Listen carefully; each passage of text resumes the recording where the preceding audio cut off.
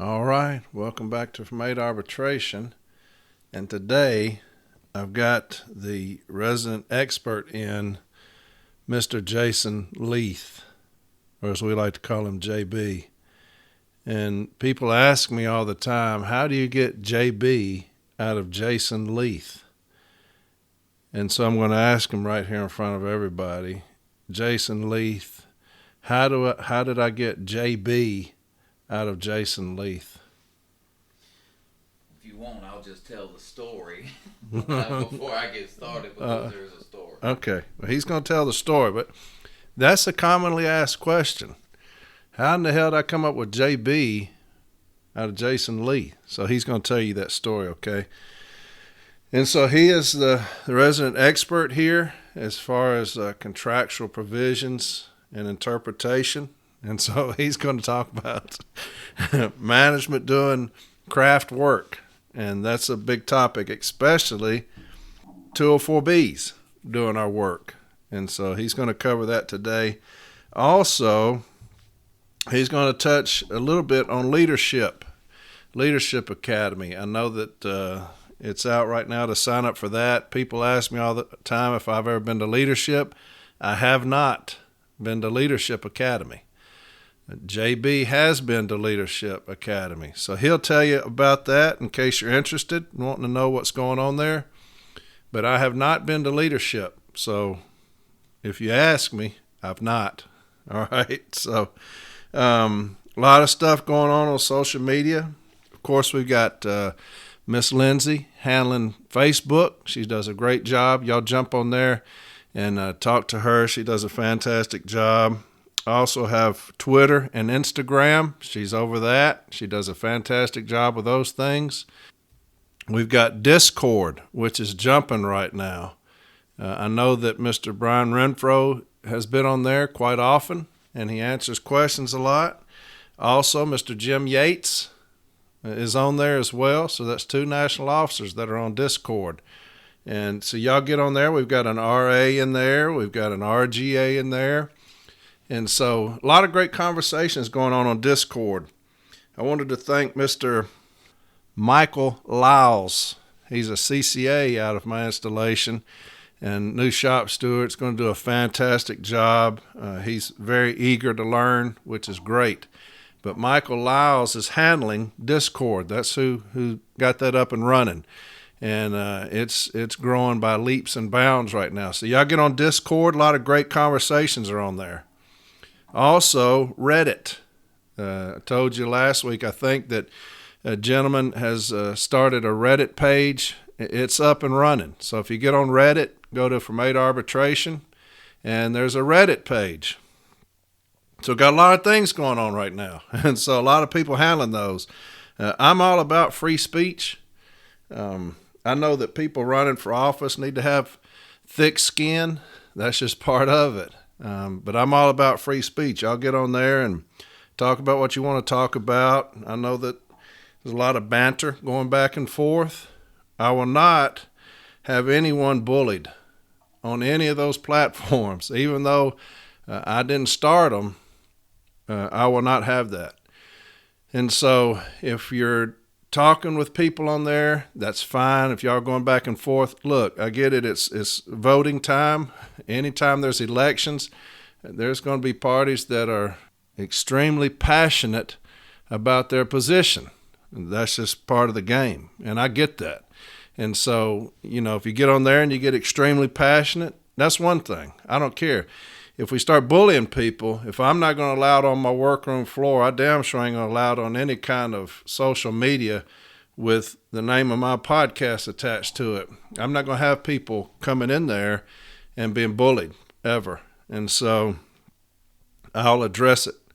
All right. But like I said, I'm big on First Amendment, free speech. Y'all get on there, have at it.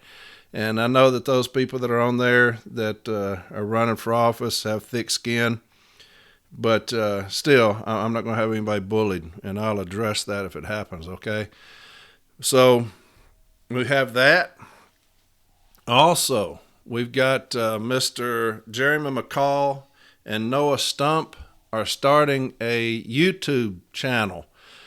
dealing with from 8 arbitration, the things that I talk about on here, or JB or Jason or whoever, Mr. Cariff, they're going to start putting those on YouTube, and that will be very soon. They're getting that set up. That way you can get on there, some kind of visual. I don't know anything about it because I don't know anything about any of that stuff. But they're going to do that, and as soon as that's up and running, I'll let you know. But thanks to those individuals for getting that started. So a lot of stuff going on right now with From 8 arbitration, which is wild to me, because when I first started it, it was just about education, just helping those stations or those shop stewards that were, like I said, in those small stations that never got any help. And here we are, almost 100,000 downloads later. That's crazy to me.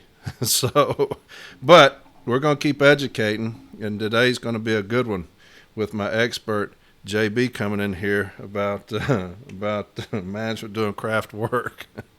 One of the things that goes along with elections is unfortunately, and this is why I hate politics, I don't get in it at all. Last week was the most I will ever get into it, just because of the importance of it, is people that are untruthful. And, you have to be careful with that, because there are those out there that are untruthful. And I know that there's a member of the Noble Party that got online and saying that Mr. Renfro is trying to buy votes with offering TVs and cash. Now, President Rolando won his election the last time with 48,000 votes.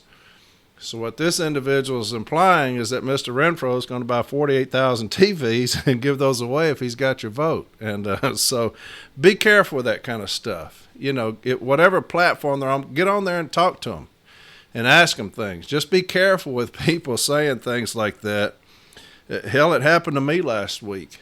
After Mr. Renfro came on and talked, I was on social media. I was on the From 8 arbitration page. Matter of fact, a lot of talk about the episode, which was great. It got a lot of attention. And there was an individual from Mr. Noble's ticket on there saying, why did Mr. Noble not get the same amount of airtime? Well, that's because Mr. Noble has not reached out to me. And so I'm not going to reach out to anybody to be on this podcast ever. So if he wanted to talk, he's more than welcome to message me, and I'll ask him questions. But like I said, this is not for politics. I had a national officer on asking questions. A lot of people wanted answered, and he did that. Not one time out of 3.5 hours did he say anything negatively about the other party. But anyway, this individual says, why is Mr. Noble not given the same amount of airtime? And that's what I said. Hey, he's not reached out to me. And so this individual, he says, well, I'm reaching out to you. I'd like to be on there, and I'd like to tell our position. And so I simply wrote back, and this is on the Facebook page, we'll discuss later. That's all I said. He goes on to his page, and he says that Corey Walton said he couldn't be on this podcast because he was part of Noble's ticket. A blatant lie. I never said that. And so I go over there and I copy and paste what I said, and I said, my man, you just told a lie. I never said that. And so he's like, well, maybe there's miscommunication. No, there's no miscommunication. You chose to lie. And that's the reason I hate politics, is because of that kind of stuff. And so I gave him my number, and he called, and we talked for a little bit. And we decided it best that he not be on here. And so he ended up saying he'd like to come on here eventually and do some kind of education. I said, hey, we'll talk about that. But I asked him a few questions about his ticket that he could not answer. And so I said, look, man, it's best that we do something else. And so he's going to come on maybe later and do something about education. I don't know, but we'll talk about it. But anyway, just be careful about what you see and what you hear. Make sure that if you have a platform that you can get on and ask the candidates what their position is, that's best, because there's a lot of people that choose to be untruthful out there, and that's unfortunate because, like I said, I have never told anybody they couldn't be on here, but this individual thought it best that he make up a lie about me and do that. So I'm going to call his ass out on it whenever that happens. So anyway, if you do not have a ballot, elections coming up, if you do not have a ballot, this is what you need to do. And I copied this off of something else. And this is what it states, if you've not gotten a ballot yet, because everybody needs to vote now. It says the ballots for the election of national officers for NALC have been mailed. The National Election Committee, appointed at the Chicago National Convention to conduct the election, reviewed and approved all nominating forms and created the ballot for mailing. Official election instructions are included with all ballots mailed to eligible NALC members. To be eligible to vote, a person must be a regular member of NALC and in good standing as of June 1st of 2022. National business agents will be elected by the members in their respective regions. If you are eligible to vote and do not receive a ballot by Friday, October 7th, or you have spoiled your ballot or need another ballot for any reason, you must notify a branch officer to request a duplicate ballot. When making this request, you should provide the branch officer with your name and current mailing address. Branch officers are instructed to immediately contact NALC at 202-393-4695. That's 202-393-4695 to request a duplicate replacement ballot. The deadline for branch officers to contact NALC is 4 p.m. Eastern Time on Tuesday, October 11th. Ballots must be received by 4 p.m. Central Time on Friday, October 21st, to be counted.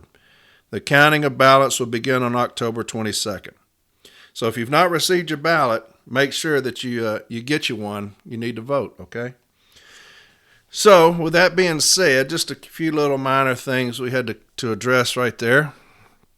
With that being said, next week I'm going to do an episode on residual mail in the DPS. That's a unique little grievance, but one I think we need to be filing, okay? And I'll give you the details of that next week. But without further ado, I've got my expert in here on management doing craft work, and he's going to talk to y'all about leadership, because a lot of people have asked about that, and about Article 1. So, JB, I hope you're ready. Now, let me tell y'all, all of this has been screwed up. It's taken me about 45 minutes to try to fix this to see if it's going to record, because when I recorded Mr. Renfro, it was on a different format. And so when I went into where I usually record, all of that was screwed up bad. And I'm the worst about trying to figure that out. So we'll see if this comes out all right, but just letting y'all know that it was screwed up something awful. And it looks like it's running okay, but if it's not, JB may be back next week and do this episode all over again. So I'm going to leave it up to him. My man, good luck to you. I appreciate you coming again in studio with your expert opinion. Well, Corey, I appreciate the invitation again to be able to come out into the extravagant, luxurious studio. Here to talk today about a few things. And before we get started, JB came about simply because when I was hired as a transitional employee, my first day I walk into the station, had no idea walking into the back door what I was fixing to encounter. I walked to the middle of the workroom floor to a desk that I presumed was the individual in charge. And I walked to the lady and I said, "Hey," I said, "I'm your new transitional employee, TE." She said, "You must be Justin." And I looked at her and I said, "No, ma'am." I said, "My name is Jason." She said, "No, they told me it was Justin." I said, "Well, I can assure you I'm not Justin." And she said, "Well, that's the name that they gave me." I said, "Well, no, ma'am, my name is Jason Leith." And she said, "Well, we already have two Jasons here."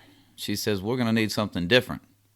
I said, "Okay." And being a new employee and an individual that just goes with the flow, I said, "So what are you thinking?" She said, "Well, what is your last name?" And I said, "Well, I told you, it's Leith." And she said, no, that's not going to work neither. She said, what about your middle name? What's your middle name? And I said, well, it's Bryant. And she said, well, how about we call you JB? And as a new employee, just eager to get going and leaving a job to come to this job and very excited to get going, I said, you can call me whatever you want. I said, I'm just ready to get started and get to work. She said, well, we're going to call you JB. And that's how JB came to be. Most people in my installation, that's how they know me, is JB. That's how Corey and I met. I introduced myself, and he said, are you JB, the new steward over at Bellevue? And I said, yes, sir, I am. And so that is what stuck. You know, now when you go outside the installation and you go to places or you go to trainings and they have your name placard or whatnot and it has Jason Leith on there, that's how I've been outside the installation. But so many people, like I said, within Nashville, they just call me JB, and that's fine. And that's my postal name, and that's what we go by. So, again, very happy to be out here. Anytime Corey's asked me to come out, it's a no-brainer. It's something I've told y'all in the past. It's not the easiest thing to do to try to educate and speak to I don't want to say a lifeless audience, but a non-visible audience. And so it's something that I just cope with and try to get through. But at the end of the day, told y'all many a times, if there's one individual listener out there, if there's that one person that is dealing with this particular subject matter and it could be beneficial to them, I'm all about it. You know, so many people have helped me. Predominantly Corey in the beginning was the individual that just took me up underneath his wing, gave me a lot of guidance, a lot of help.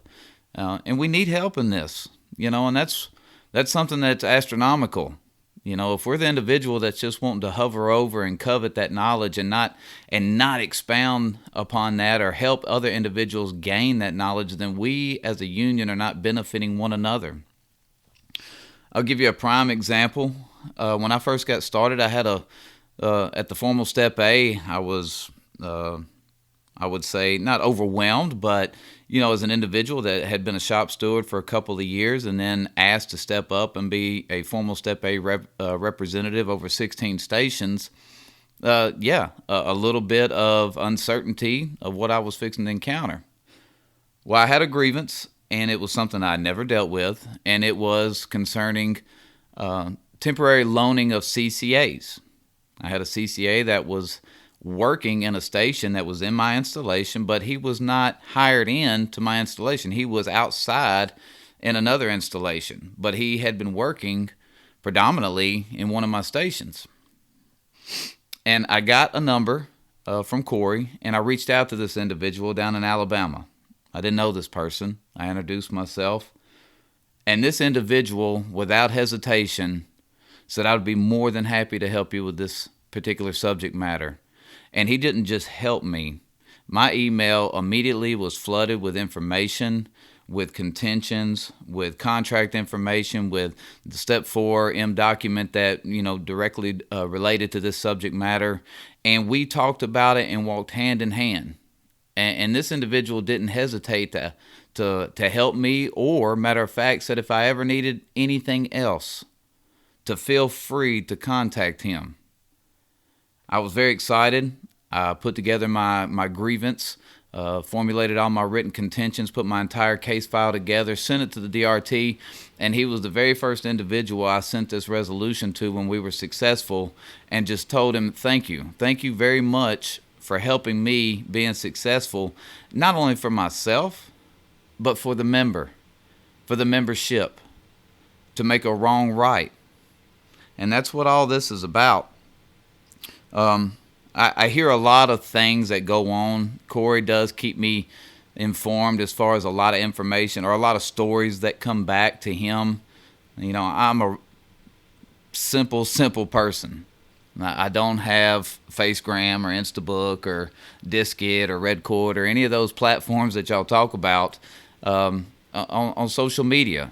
I live in a one traffic light town, live a very simple life. I go to work, I come home, I have children who play sports and athletics and spend time with them. So I don't entertain social media. Whatever's out there that's ever been said about me, good or bad, I have absolutely zero knowledge about. But I hear about the stories that come back and sometimes are concerned about helping each other. I want to help. I want individuals to be successful, and if there's anything that I could do, I'm more than happy to do it. Nothing like being asked to come on after your executive vice president spends 3+ hours answering questions. I think that was hand selected. I feel like I'm here today right after an episode like that, as a setup. But nevertheless, we're here. And I am just like you individuals. I listened in Monday while I was delivering mail and enjoyed all 3+ hours of the questions and answers episode. Thought it was great. I have been fortunate enough and privileged enough to be at places where Mr. Renfro has spoken before. An individual that does a great job with questions and answers and doesn't shy away from it. Like he said in his episode, it's if there's a question, he's going to give an answer. And I applaud him for that. It was a great episode, and I enjoyed it tremendously. I had the opportunity also, while I was at leadership, to also hear him come and give a State of the Union type speech to each and every one of me and my classmates. And along the lines of leadership, Corey's asked me to touch on it, just a touch. I have seen where Leadership Academy is now accepting applications. I know at the National Convention we had a booth set up also to inform individuals that were interested in potentially going to the Leadership Academy. The Leadership Academy is extensive. It is, to me, National has put on several. Matter of fact, all of National's training events to me are unsurpassed. They are top-notch, high-level, tremendously great training. Whether it's your advanced Formal A, whether it's your advocate, whether you're going to officers training, what a privilege it is to be in a setting with individuals with so much knowledge that are gifted speakers, gifted teachers and educators to be able to learn. The Leadership Academy, to me, was unsurpassed. It is a 3-week program. Hopefully, the individuals in the next class, Class 26, will not take the 2 years that me and my classmates had to go through to graduate. We were stalled for over 2 years due to the COVID-19 pandemic. We had finished roughly almost 2 complete weeks in 2020, had to settle for a 2-year pause, and then we come back this year to graduate. So hopefully your adventure will not take as long as our adventure did.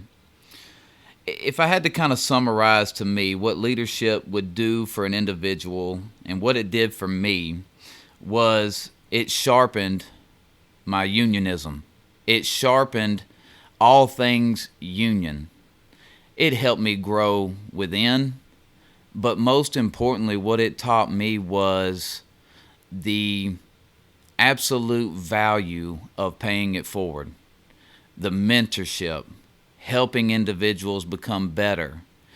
To have one great leader is excellent, but to develop a half a dozen more great leaders is strength.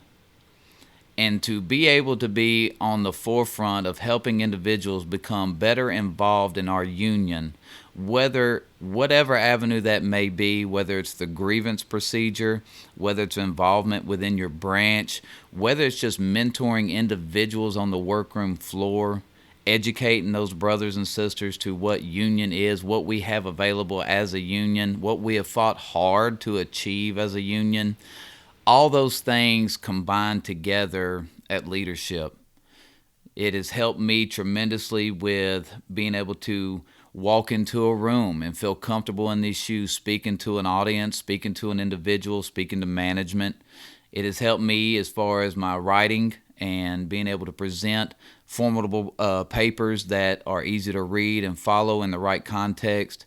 But the brotherhood and sisters that were there with each and every one of us, it is unsurpassed as far as coming together as a group. When you enter into this, it's intimidating, but it's so gratifying on the other side of it. And I walked away feeling blessed. And I would encourage any individual, this is not a resume builder. Don't go to leadership because you want a resume builder. Go to leadership because you want to sharpen everything union. There's individuals that come there that are in prominent positions that expound upon all the things that we have and as a union, whether it's health benefits or our MDA or the contract administration unit or every avenue that we have as far as union. Everything that you see in the postal record from each division, you get an explanation and an expound definition of everything that goes into that department. That is great. But what really happens at leadership is the transformation of you. It transforms you and gets you more involved, and it gets you the mindset of not only becoming a leader, but teaching others to be leaders and to pay it forward. And that's exactly why I am here today, is to pay it forward.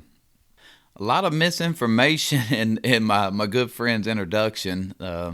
Keep hearing the reference to expert.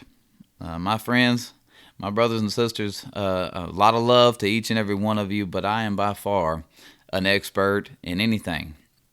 I have dealt with a lot of things. An expert is something I am not, but it doesn't bother me to come on here and talk about a certain particular subject matter. If there's individuals out there that are reaching out and having trouble with something, and if it's something I've dealt with, just like other people have helped me deal with things that I was dealing with, I'm here for you guys. But I am not an expert in any of this. But I do not mind coming on here. To me, it's the greatest thing that we have as far as being able to collectively unite and assist one another in a grievance. Because at the end of the day, we just want to make a wrong right. That's what the grievance process is simply making a wrong right. Whether it's win, lose, or withdrawal, to get that member their answer as quick as possible and to represent them to the best of our ability. So that's why I'm here, is to help with that situation. It is also why I'll always say I've been blessed to have so many great stewards in my installation. From my branch president, she's a new branch president in 2022, and she has done an astronomical job so far in our branch, as far as trying to facilitate better trainings, get us to be able to come together more, create more platforms where we can communicate. The more that we're on the same page, the more that we're all on the same mindset and fighting the same fight together is beneficial to the members of my brothers and sisters in my installation. So from the stewards to myself, moving forward, we are all collectively working together, and she has done a phenomenal job so far in the first part of her tenure getting that going. As you all know, being a steward sometimes is a very, very thankless job.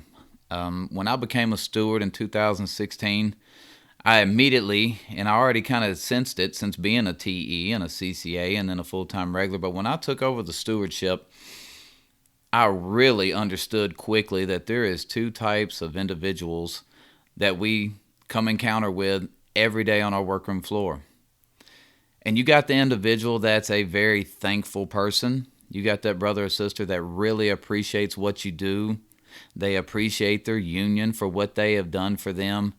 They understand being involved, that sometimes it's not everything that you see with the same mindset, but on moving forward as a union, that we're collectively working together and that our union is collectively fighting for each and every one of us. And they're appreciative of that very positive mindset. I call it a glass half full mindset. And then you constantly come into contact with that other individual.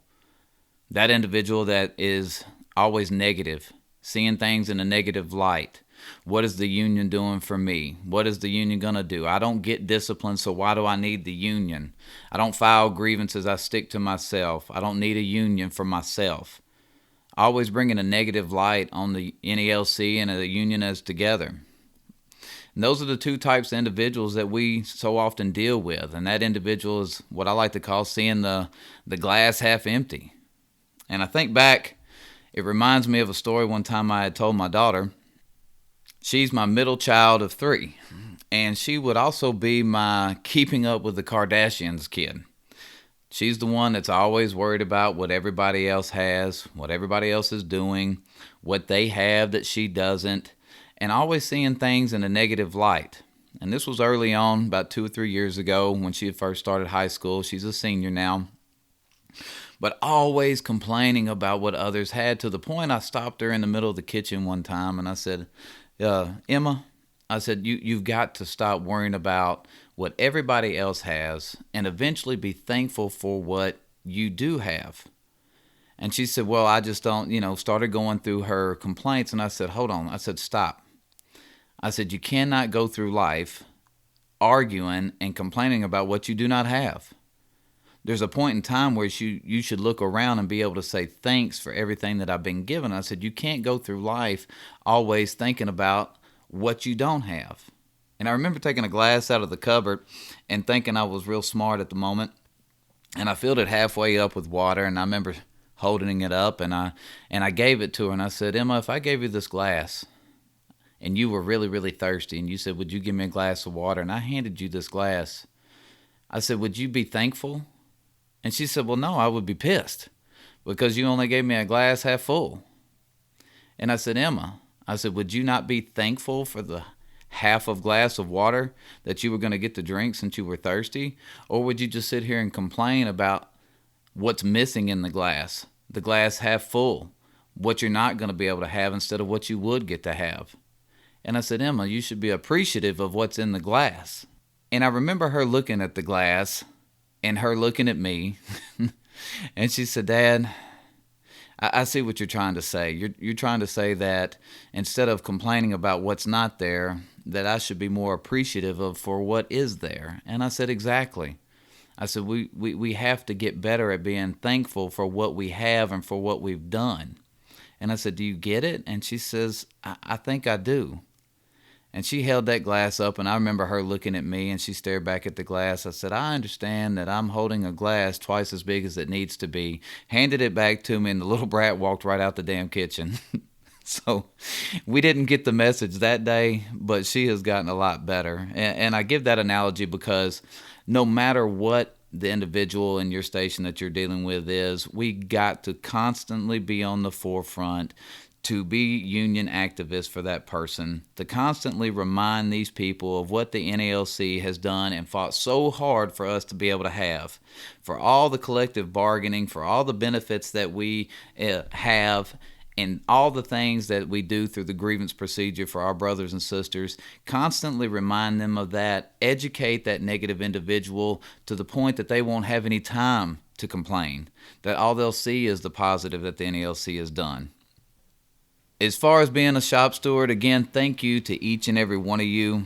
I have heard so many wonderful stories from Corey. So many of y'all that have gotten fired up for the NALC, reignited that passion that you had at one point in time that maybe had fizzled out, back in the trenches, fighting hard for your brothers and sisters, because we're going to need that moving forward. We have to constantly be that bulldog on the workroom floor. We're the ones that are always there for our brothers and sisters, and no matter what the problem that's ever brought to you, no matter what the individual ever comes and says they need help with, take the time out to help.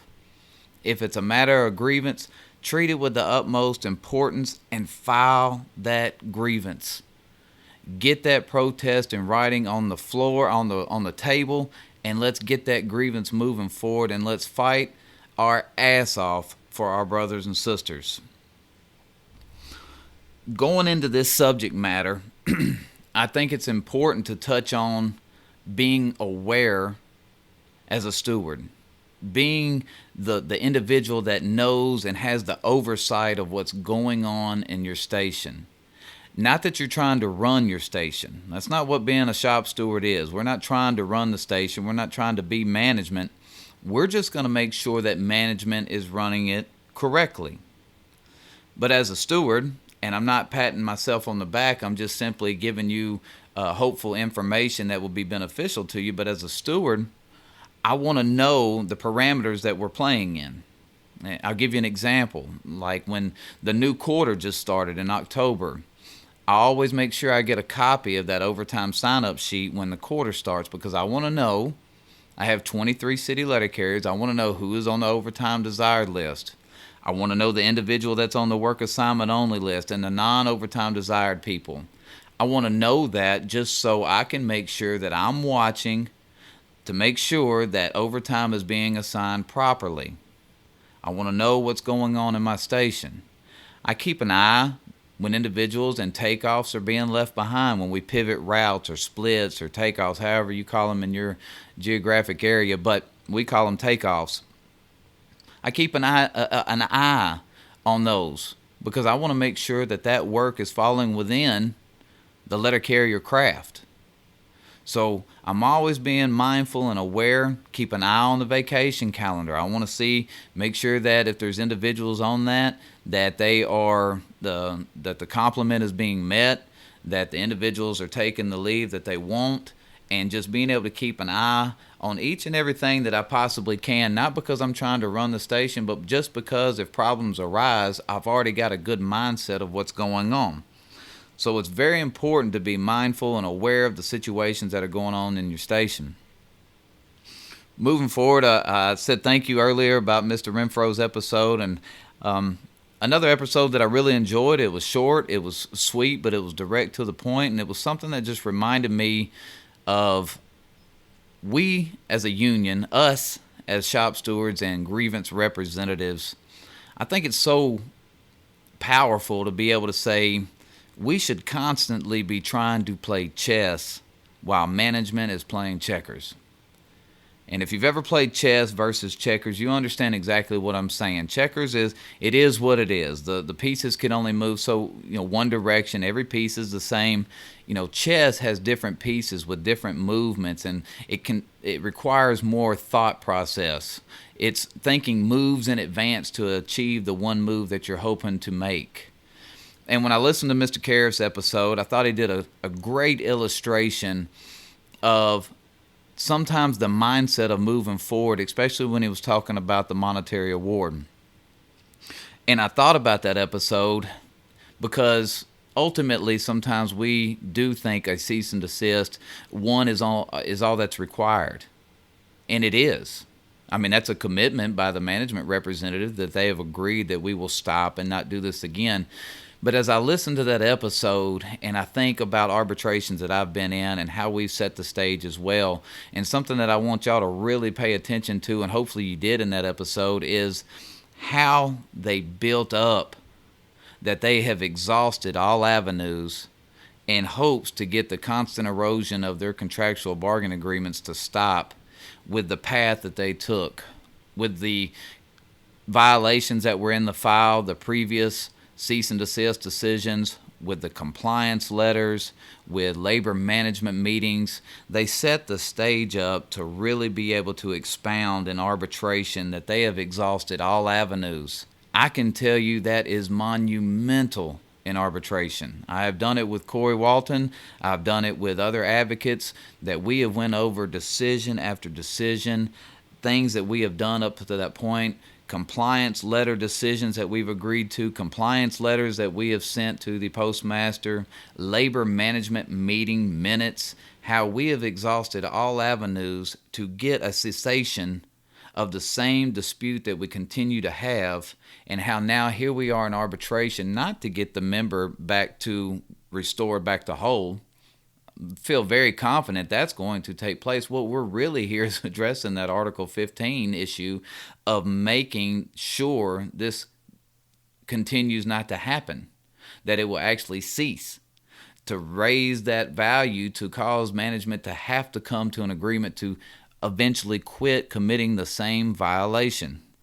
And so I thought that was a great episode and something that I really took heart and definitely it not only inspired me to continue down that path of making sure we build this file to make it abundantly clear that we have exhausted all avenues. Well, enough of all the preliminary talks. Sorry if I got off on a tangent there, but let's get into the subject at task today, and that's just management performing bargaining unit work, including the 204B supervisors. When it comes to bargaining unit work, that's letter carrier work.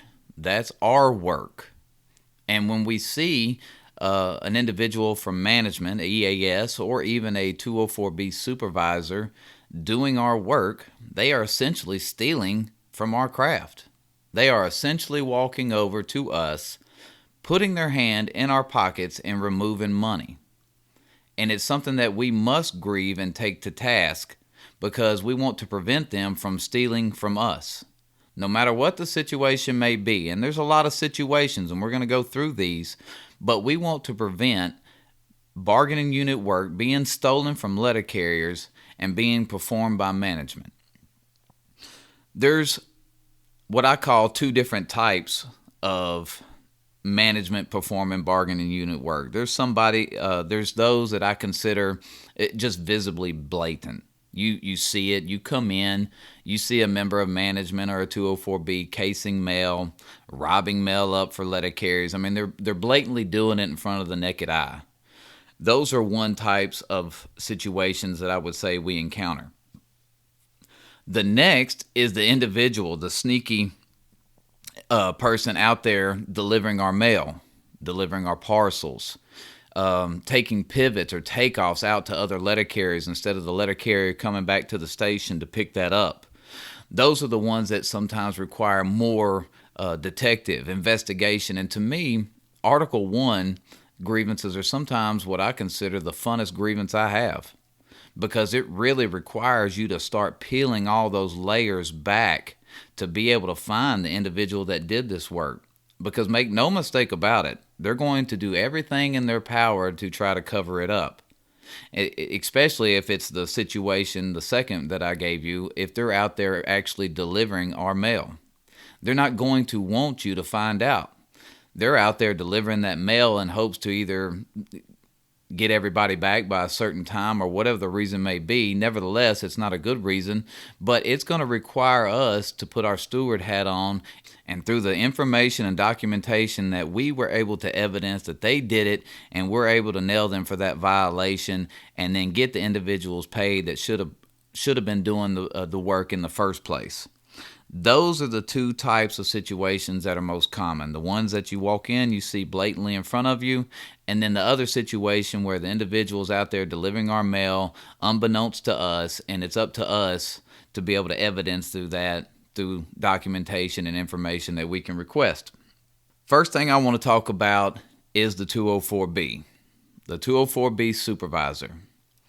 First, the 204B supervisor should have a controlling document that is called the PS Form 1723.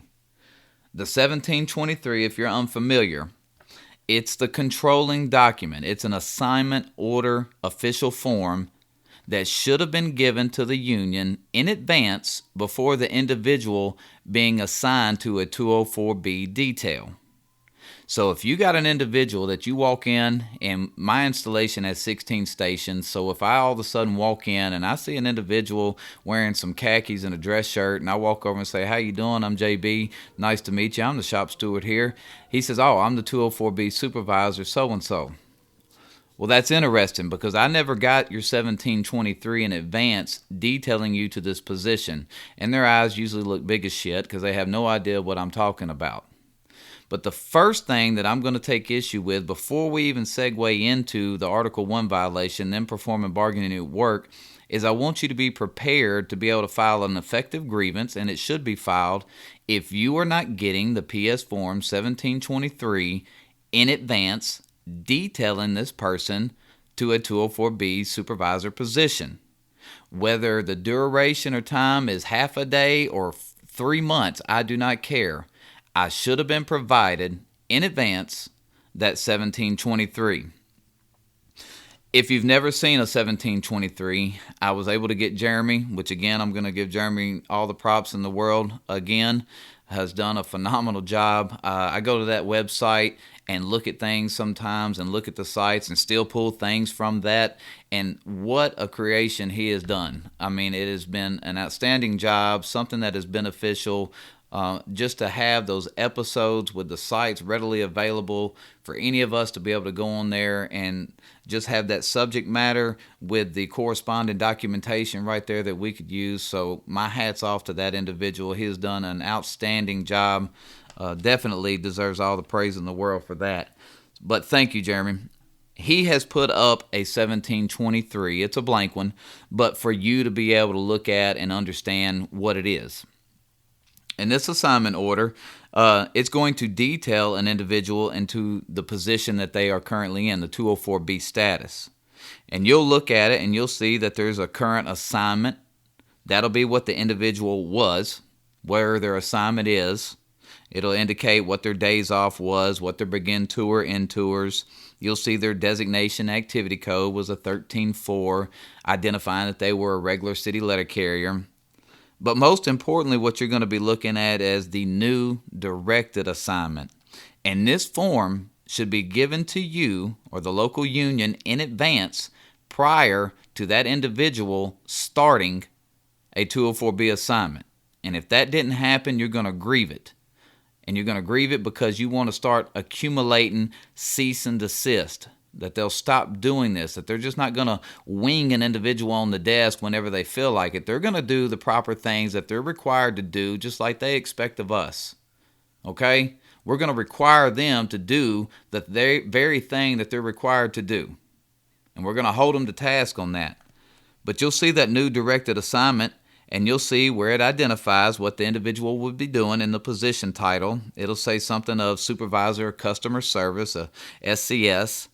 The designation activity code that's going to be associated with this is crucial. It's going to be an 090. That identifies that individual as EAS. He's in a supervisor capacity. And furthermore, it's going to give the location that he'll be in, the finance number. But right down here, we'll see assignment start date. That's what we're wanting to see. We want to know the duration of this individual's detail. This is the controlling document.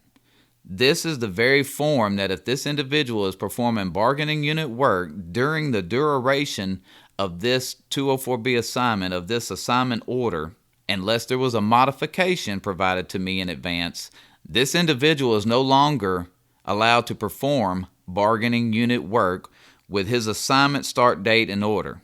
Let's say he was assigned from October 1st through January 1st with a time of 6 a.m.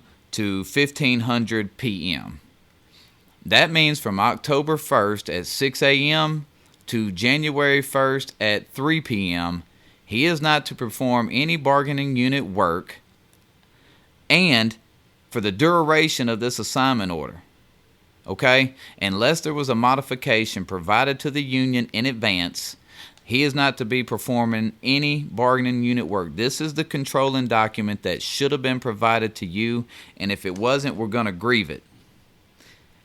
And I had Jeremy also put up a grievance starter that's going to go hand in hand with this situation.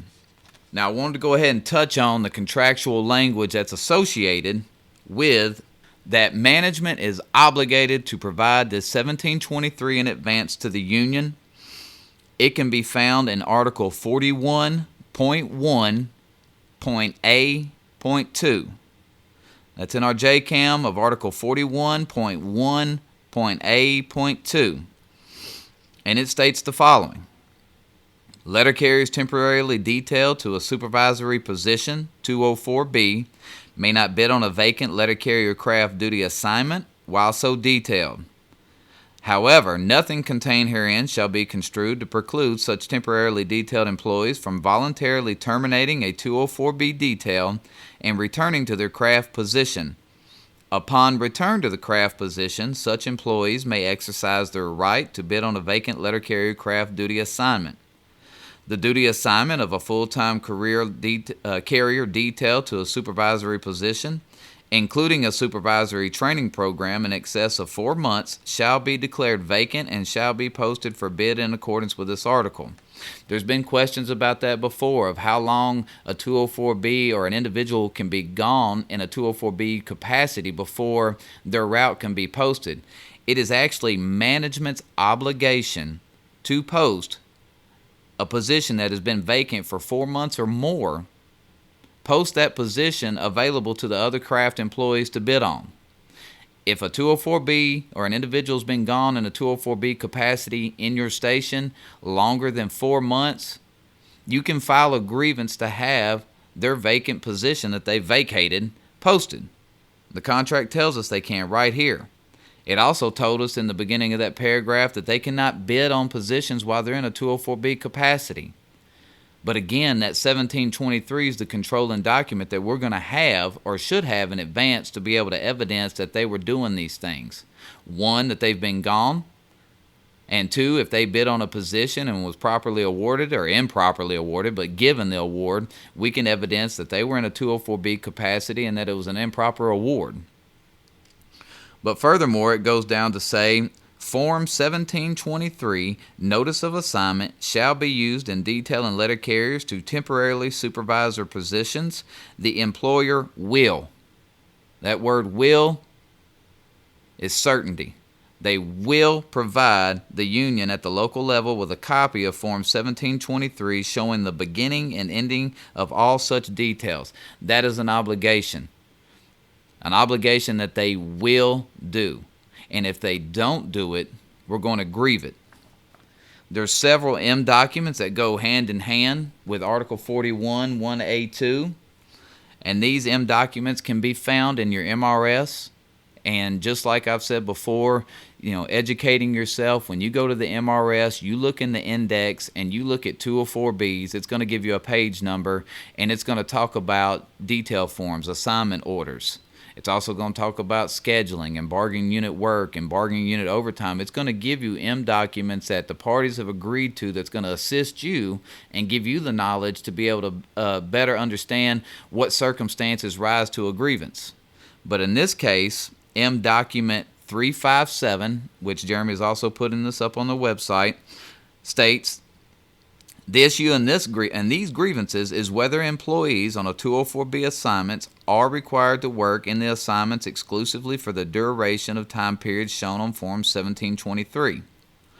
The parties agreed that during our discussions, we mutually agree that when an employee is detailed to a higher level, 204B, by executing a Form 1723, the beginning and ending dates of the assignment are effective unless otherwise amended by a premature termination of the higher level assignment. So that stipulates right there that an individual has to have a 1723 with the beginning and the ending dates of the assignment unless they were otherwise amended, which will be provided to the union in case of that circumstance as well. Another M document that we're going to put in our case file as we prepare this grievance to meet with management is going to be M document 00755. This M document can also be found on the website, and it pertains to the question in this grievance is whether management must provide copies of Form 1723 to the local union in advance of the detail it reflects. During our discussion, we mutually agreed to the following that would represent a full settlement of this case. In accordance with Article 41, Section 1.A.2 of the National Agreement, Form 1723 shall be provided to the union at the local level showing the beginning and ending times of the detail. Such copies of Form 1723 should be provided to the union in advance of the detail or a modification thereto. That means it's not discretionary to whether management will give us this form in advance. It's mandatory. Okay, so we're going to grieve that in the event that it does not take place because individuals should be properly detailed to the assignment that the capacity that they're serving. Okay? There's a grievance starter that's going to be on the website as well, and we're going to frame this issue with the following. Did management violate Article 41, Section 1A2 by failing to provide the local union with a copy of PS Form 1723, Notice of Assignment in advance of letter carrier, blank, working as a 204 beginning on date blank, and if so, what should the remedy be? Our facts are going to go with letter carrier, name so-and-so, began a higher level detail as a 204B supervisor at the blank station on blank date. the local union branch number did not receive a copy of letter carrier blank's PS Form 1723 for the higher level assignment that began on the said date. So if we need to contact our local branch president to see if they received an email with an assignment order attached to it, myself as a steward that didn't receive that 1723 advance at my station, we're going to file that grievance. We're going to use these statements, and when we meet with management, they're not going to be able to provide a 1723 with the reflective date that they provided it to us in advance. And so we want to grieve that to make it a matter of record for in the future that they're held to their obligations that they must do so.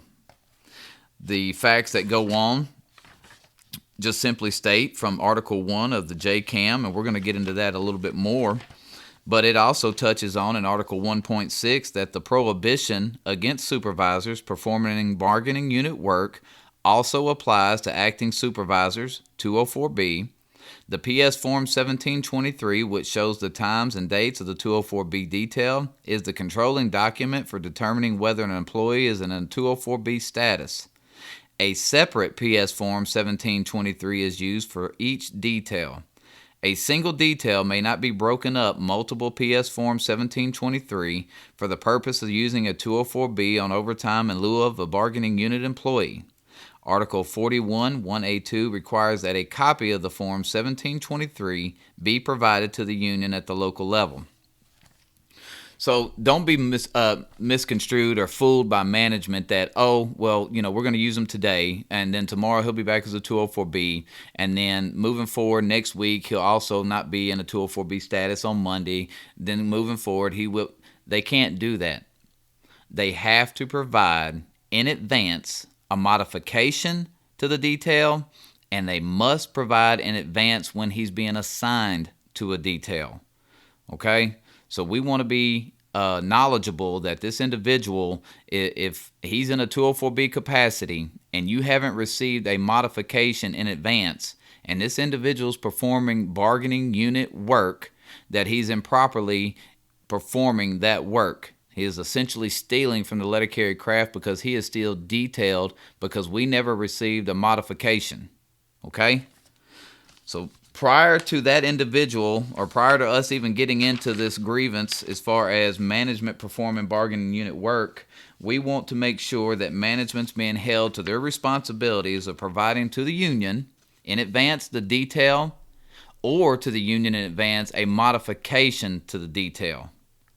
All right, so be sure that you're filing that grievance. We want to make sure that they're doing the things that they're required to do, just like they want to wear our ass out about everything that we're supposed to be doing. Again, we're not trying to run the station, but we're damn sure going to make sure that they're running and doing their duties in accordance with our four corners of our contractual bargaining agreements.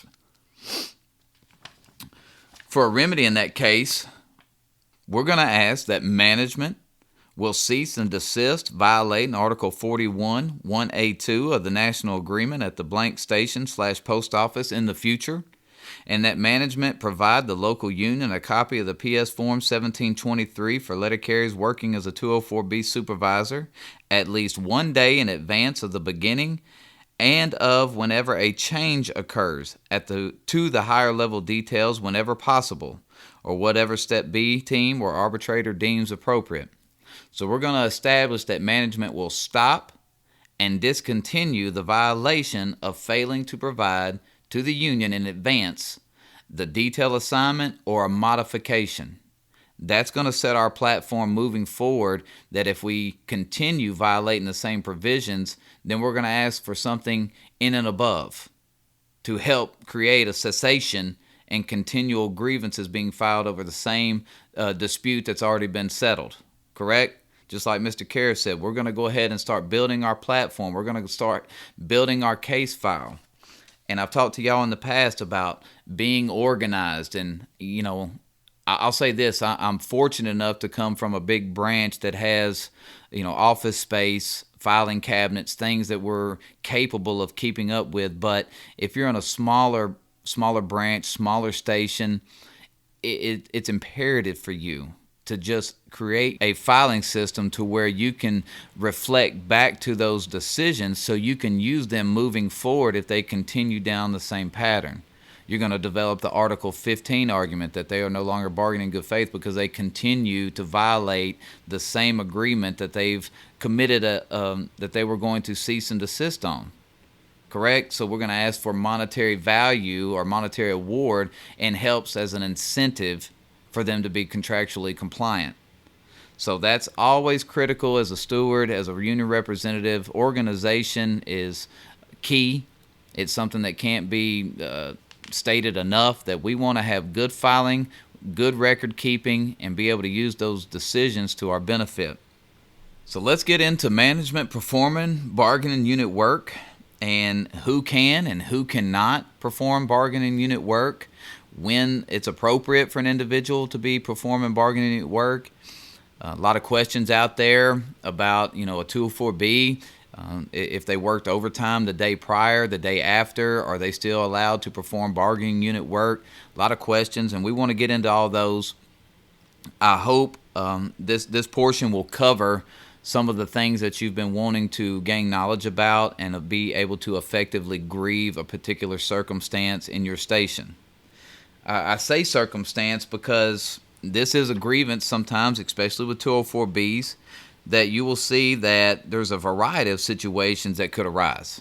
Really, really could. And each case will be decided based on the particular facts and circumstances that are involved. So not sure every circumstance that's happened out there, or every circumstance that exists, we'll cover right here, but we want to give a foundation, just a good structure for moving forward to be able to effectively grieve management, perform, and bargain unit work. I'm going to start off by saying the first example that I used is the blatant, the in-your-face violation, where you walk in and you see management visibly, actively casing mail. You may see management visibly and actively robbing up our mail, bringing hot case mail around to each case, putting it on the ledge, essentially performing bargaining unit work that we're supposed to be doing. But first, before we get into it, we're going to reflect to our JCAM. We're going to look in here and find exactly what it says pertaining to bargaining unit work. We're going to get the education that we need, the contractual language that we're going to build our grievance around, because we're going to have the facts of the contract, and then we're going to have the facts of information and reports and documentation to support a violation of that provision, and then we're going to have our arguments that go along with it. And we're going to effectively build a case. We're going to talk about information in this next segment that you might want to request. We're going to build a case file that evidences a clear violation of management performing bargaining unit work. When I come on here, I essentially want to be able to help a brand new steward, a steward that's been serving it some time, a formal A representative, whoever, to be able to put together a grievance case file. I'm not as poetic or have the stories that Mr. Walton has when he's describing a particular issue, but my hopes when I come on here is to be able to help you put together a file that's ready to kick management's ass, to one that's going to get the bargaining unit paid, and one that's going to potentially move forward to cause a cessation in grievances for the constant erosion of our contractual bargaining agreements. That's my hopes here. So when we talk about information and we talk about reports, I want to expound upon why I think that's crucial. I also want to talk about our issue statement, our facts and contentions and remedies sought, but I also want to talk about how to build this file and put it together so you can be successful at your level. I'm not an expert again. I've dealt with this many a times in my installation. I will say this, damn it, I'm undefeated with this particular subject matter in my installation in the 5 years.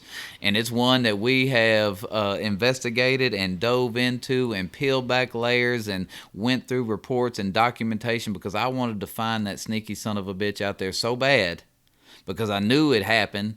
I knew it took place, but we had to evidence it. And it's just a fun grievance. And so I want y'all to enjoy it as much as I do when I know it took place and I want to find it and I'm going to nail this dude to the wall for what he did. And when they lie to you, it especially makes it more gratifying, because when you bring it to their attention, oh, absolutely not, JB. No. Well, who did it? I had to look back at the reports. I'm not real sure. Well, go ahead and start getting them, because I'm damn sure fixing to get them. And then we're gonna have this discussion again later. Nothing more beautiful than seeing the look on their face when you present the documentation to them that, yes, you son of a bitch, you did it.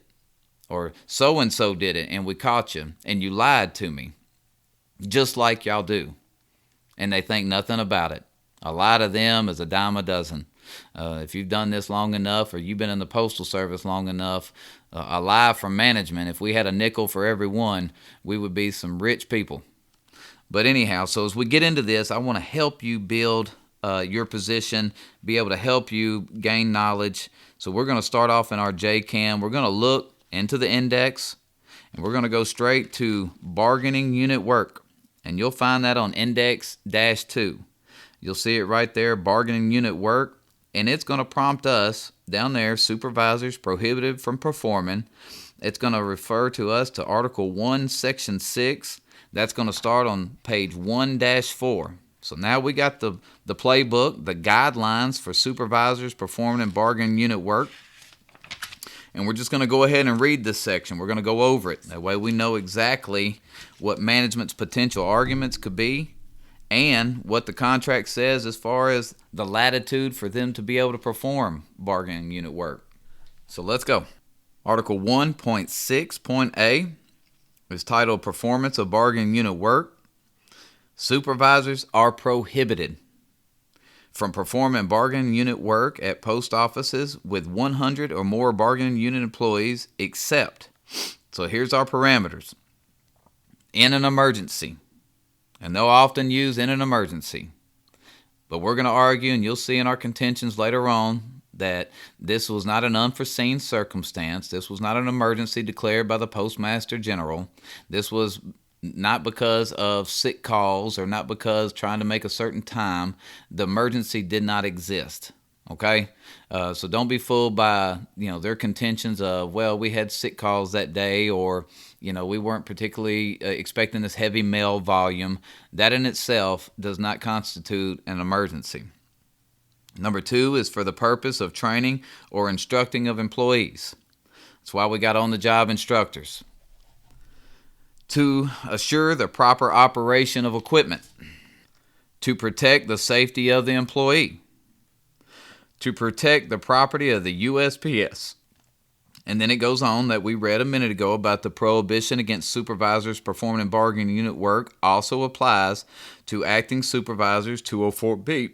We've already talked about how it states here the 1723, which will show the times and dates of that 204B tale, is the controlling document. That's ultimately going to be the controlling document that states the begin time, the end time, and that he was in a 204B capacity. It also states that an acting supervisor 204B may not be used in lieu of a bargaining unit employee for the purpose of bargaining unit overtime. An employee detailed to an acting supervisor position will not perform bargaining unit overtime immediately prior or immediately after such a detail on the day he or she was in a 204B status, unless all available bargaining unit employees are utilized. Now, we have a Step 4 document that goes with this that we're going to go over here in a minute. Well, let's go ahead and go over it now, because a lot of questions as far as when they can and when they cannot be performing bargaining unit overtime. So there's 2 M documents that I want to read to try to clarify questions about when can a 204B carry mail, when does the overtime prior to or immediately after become in effect. M document 01177 states the following. The issue in this case is whether management violated the national agreement when an employee who had been working in a 204B assignment earlier in the day worked bargaining unit overtime at the conclusion of his shift. And this is what the parties agreed to in their discussions. 1. An acting supervisor, 204B, will not be utilized in lieu of a bargaining unit employee for the purpose of bargaining unit overtime. The PS Form 1723 shall determine the time and date an employee begins and ends the detail.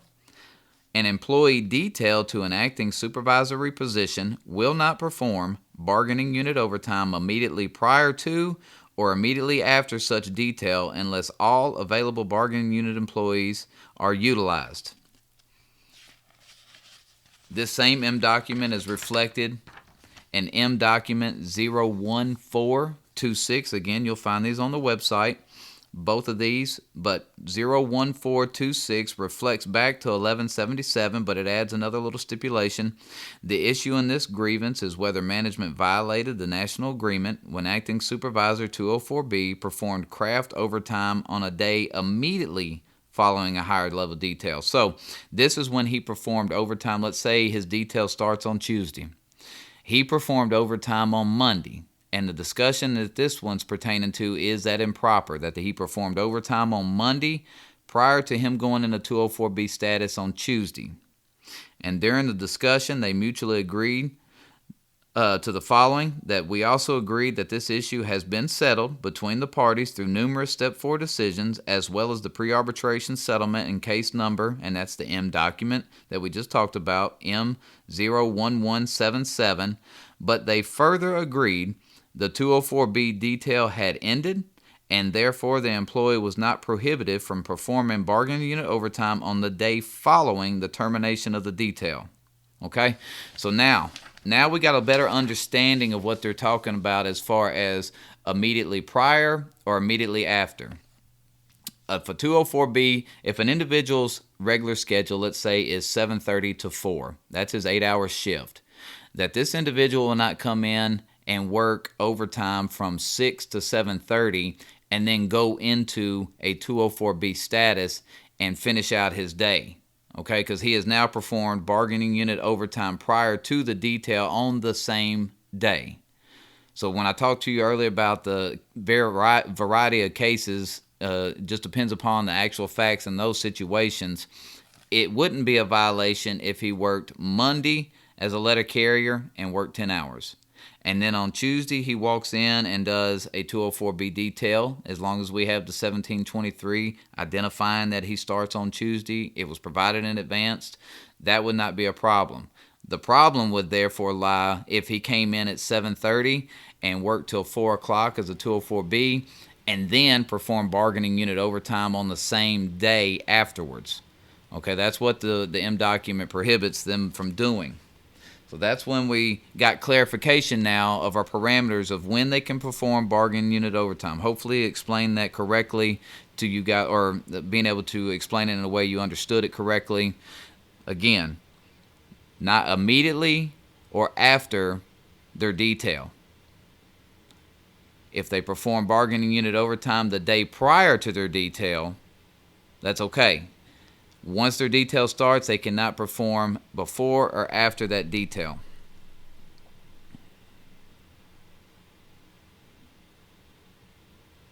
The JCAM goes on to further state branches that wish to determine whether a post office has 100 or more bargaining unit employees should contact their MBA's office. And it goes on to state that the settlement agreement for M document 0026 between the NALC and USPS, which was intended to be of general application, provides that where additional work hours would have been assigned to an employee, but for a violation of Article 1.6a, and where such work hours are not de minimis, the employees whom management would have assigned the work shall be paid for the time involved at the applicable rate. Meaning, if we can satisfy a violation of Article 1.6, that we can evidence that this took place, that the individual was improperly performing bargaining unit work, the JCAM establishes that the individuals who could have performed this work be the ones that receive the compensation. Now, I had a word in here, de minimis. What does de minimis mean? It gives us the definition of trifling, unimportant, inconsequential. Let's say you have a 204B or supervisor or manager that likes to go around in the morning and just throw everybody's hot case mail on the ledge. He's essentially grabbing your hot case mail, doing your work, but he's throwing it on the ledge. That could be considered de minimis, because how much of time was actually associated with that individual performing that work. Now we see it, we know it, it's blatant, it's right in front of our faces. Other letter carriers are asking you, what are you going to do about it? So we can file a grievance, and I'm going to file the hell out of it, that he cease and desist robbing my mail up or grabbing my hot case mail and throwing it up on my ledge. But what kind of time is associated with something that took seconds, right?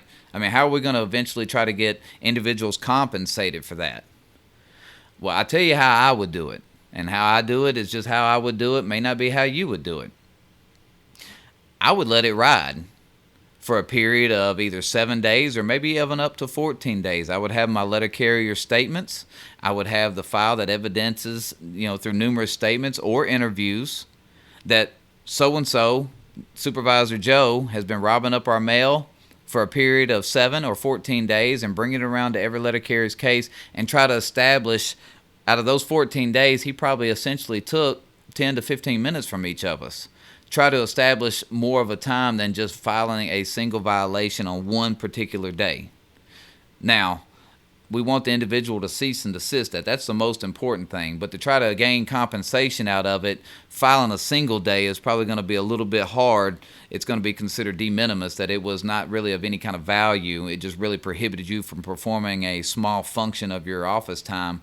But moving forward, we'll be able to establish that, hey, this happened over a period of 7 to 14 days, and we're going to evidence that through interviews and statements, and that effectively you did take, over a period of time, 15 minutes from letter carriers to be able to properly withdraw their mail and rob up their own hot case. And we're going to ask that you be given compensation for that.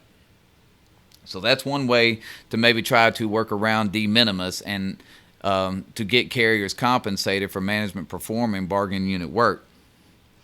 But the contract clearly states that those employees who would have been assigned that work shall be paid at the applicable rate. So that's huge for us in our remedy, that we're always going to ask for the amount of time that we're able to evidence that management performed our work, that we be paid for that my brothers and sisters are compensated for the amount of money that they reached in our pockets and took out from us.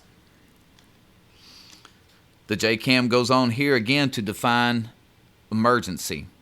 An emergency is defined as Article 3.F, and if you listen to the Rule Craft episode, you understood that that's management's argument. 3.F defines what emergency is, and it's defined as an unforeseen circumstance or a combination of circumstances which calls for immediate action in a situation which is not expected to be of recurring nature. Okay? The next portion is 1.6b. And this is going to talk to offices with 100 or less years. Now, I'm from an installation that has 100 or more, okay?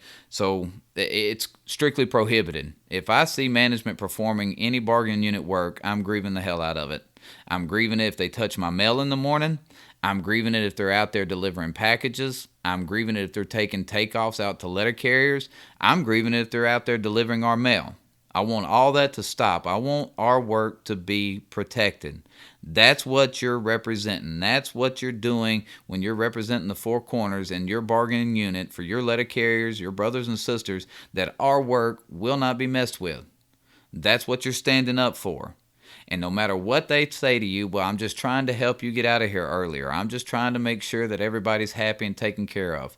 I'm just wanting you to quit stealing our money, period. Because you're prohibited from doing it.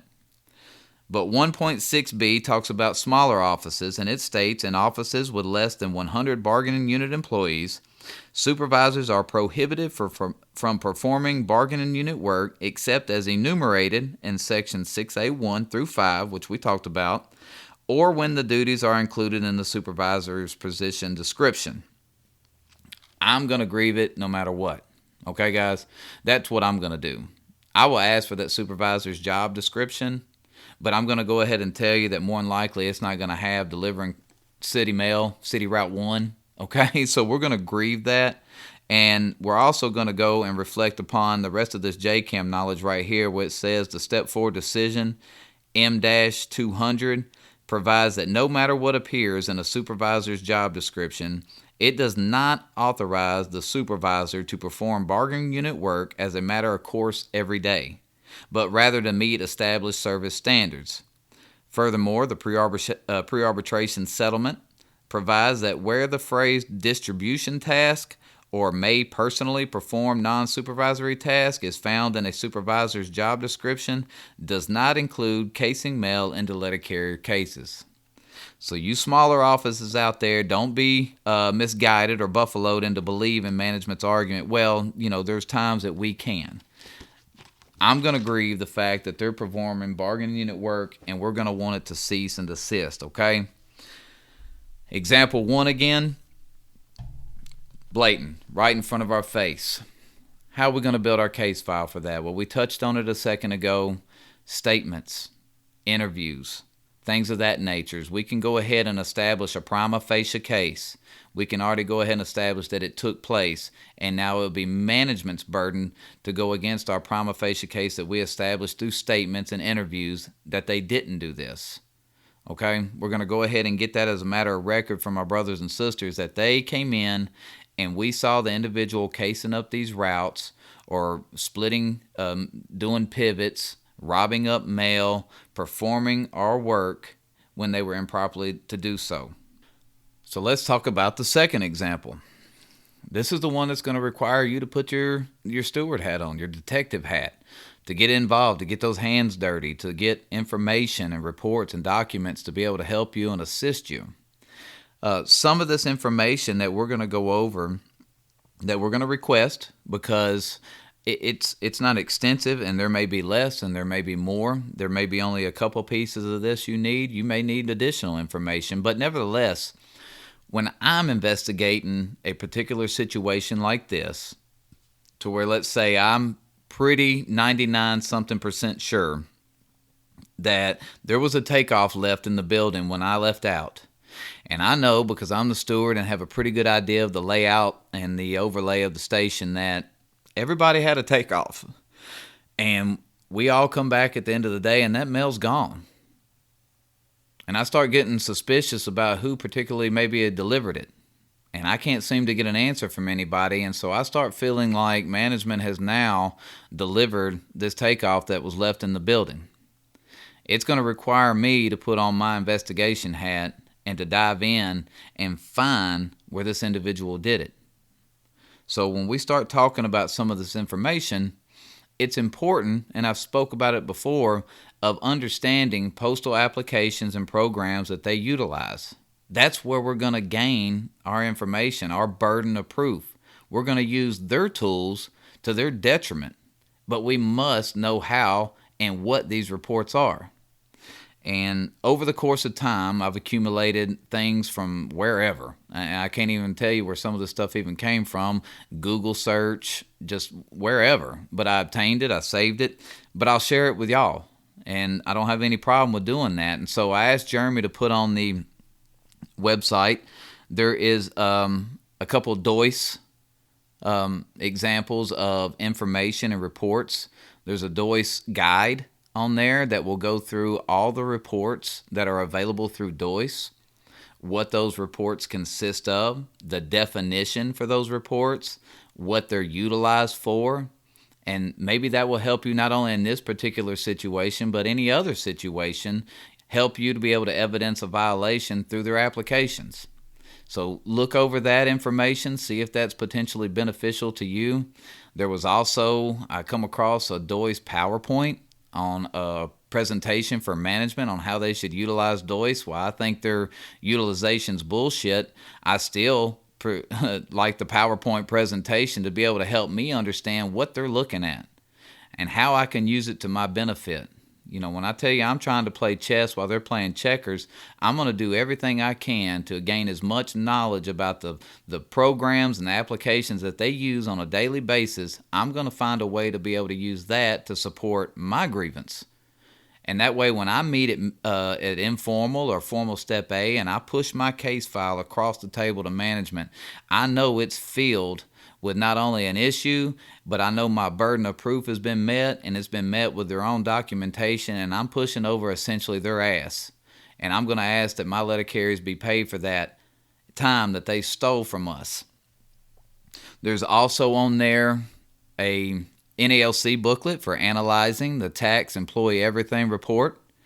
If you're a new steward out there that's getting passionately involved and you're trying to gain as much knowledge as you can, I'm going to go ahead and encourage you to definitely review the tax employee everything report, how to analyze that clock ring, because the clock ring is going to be the bloodline to a lot of grievances that you investigate in your future. You're definitely going to want to know all the things the clock ring evidences, all the details that it goes through, from the heading to the body of the clock ring, how to identify moves, everything, designation, activity codes, how to be able to evidence what individual status the employee is in. But nevertheless, you're going to want to be able to decipher that clock ring from top to bottom. You're going to want to be a professional at analyzing clock rings. That is, again, from Article 8s to Article 1s to Article 7s. The list goes on and on. You're going to want to know how to analyze that clock ring properly. So that's also on there. I also put a guide on there. It's for RIMs. A lot of things that come out of RIMs that we can utilize for our benefit, and we're going to go over how it could be beneficial in this particular grievance. But RIMs is a program that they have that is going to associate a lot of our package scan data. And one of the best ways to be able to identify management out there performing bargaining unit work is through the packages and the barcodes that they're scanning out there while they're performing our duties. And we'll be able to gain that information through their own program. So if you look at that RIMS user guide that I found on Google or Bing or whatever it was, just simply typing it in, USPS RIMS user manual, and just kept at it until I found something that popped up that I said, this is what I need, and you'll see it as well. Read over that. See if there's something in there that's going to benefit you. It's under reports, I believe section 3. That we're going to go over here today, but it definitely tells you how we can gain information on scan package data, whether it be through the device ID, whether it be through the route ID, the date, whatever it may be. There's 4 or 5 different types, but anyhow, zip code, you're going to want to know how to be able to utilize these reports to your benefit. So we come to the second example where we know management has performed our work. We're 99% sure that there was mail delivered by that damn 204B supervisor or that supervisor or manager that's in your station. And if we have a 1723 that has detailed that supervisor to being a supervisor, he is prohibited from performing our work unless it was for an Article 3.f unforeseen circumstance or a combination of circumstances that rose to an emergency. So right before we hit this information request, there's even been a question about, can a 204B supervisor come in and perform bargaining unit work on his non-scheduled day? So the 1723 that we have identifies that his non-scheduled day is such and such, and so management's argument is, well, it's his non-scheduled day, so we used him today to perform bargaining unit work to carry letter carrier mail.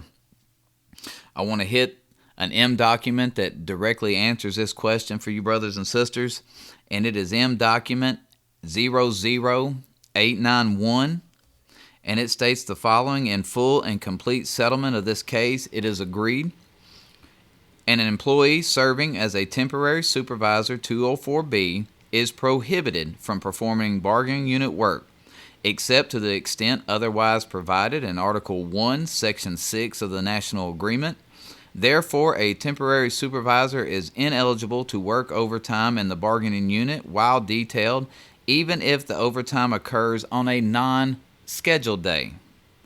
And again, you're going to see this comment, Form 1723, which shows the times and dates of a 204B detail, is the controlling document for determining whether an employee is in a 204B status.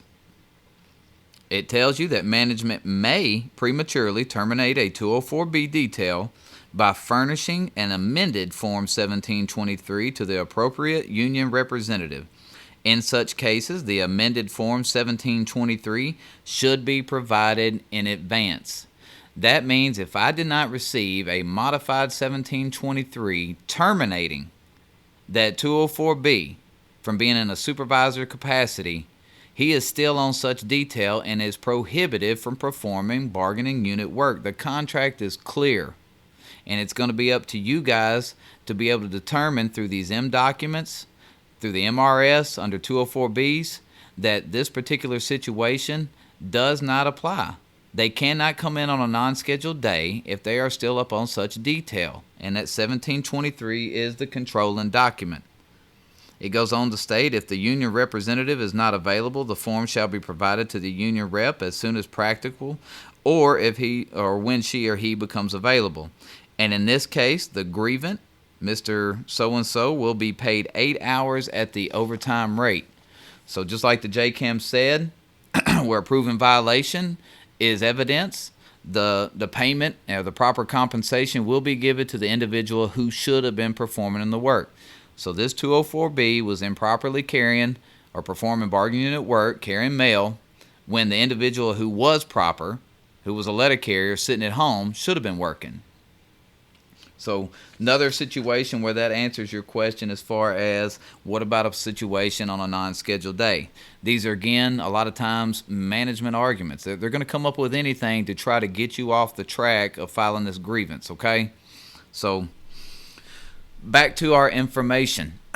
So we're pretty sure that a situation occurred and we want to evidence it. We're not sure who delivered this mail, so how are we going to find it? You know, it's like a scavenger hunt. You know, we got to dig through, we got to run everywhere. We're going to follow all the clues until we can put them all together and put our file together to evidence management violated Article 1 of the National Agreement. You're going to want to request the controlling document, PS Form 1723. For the 204B supervisor who's been detailed. We want that PS Form 1723 so we can see the date and time he started his detail to the date and time he ended his detail. Remember, all these M documents, when it pertains to 204B, state clearly that the 1723 is the controlling document. You're also going to want the tax, employee everything reports, and I want it for all carriers. I want it for all the CCAs. And I want it for the EAS management, including the 204B. I want a complete tax ER for the overlay of the entire station. I want to be able to see everybody's movements that day. And again, I'm going to encourage you to, if you're not sure on how to really decode or analyze a clock ring, use that guide.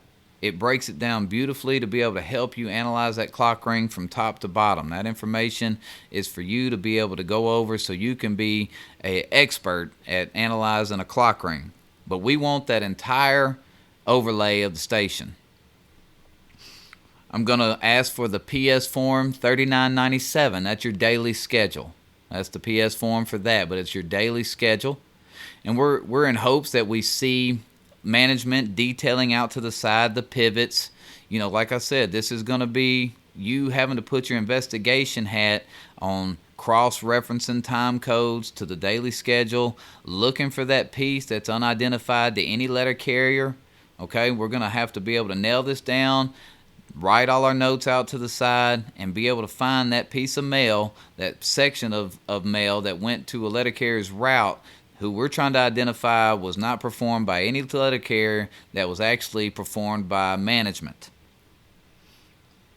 I'm going to get the tax employee listing report for the entire station.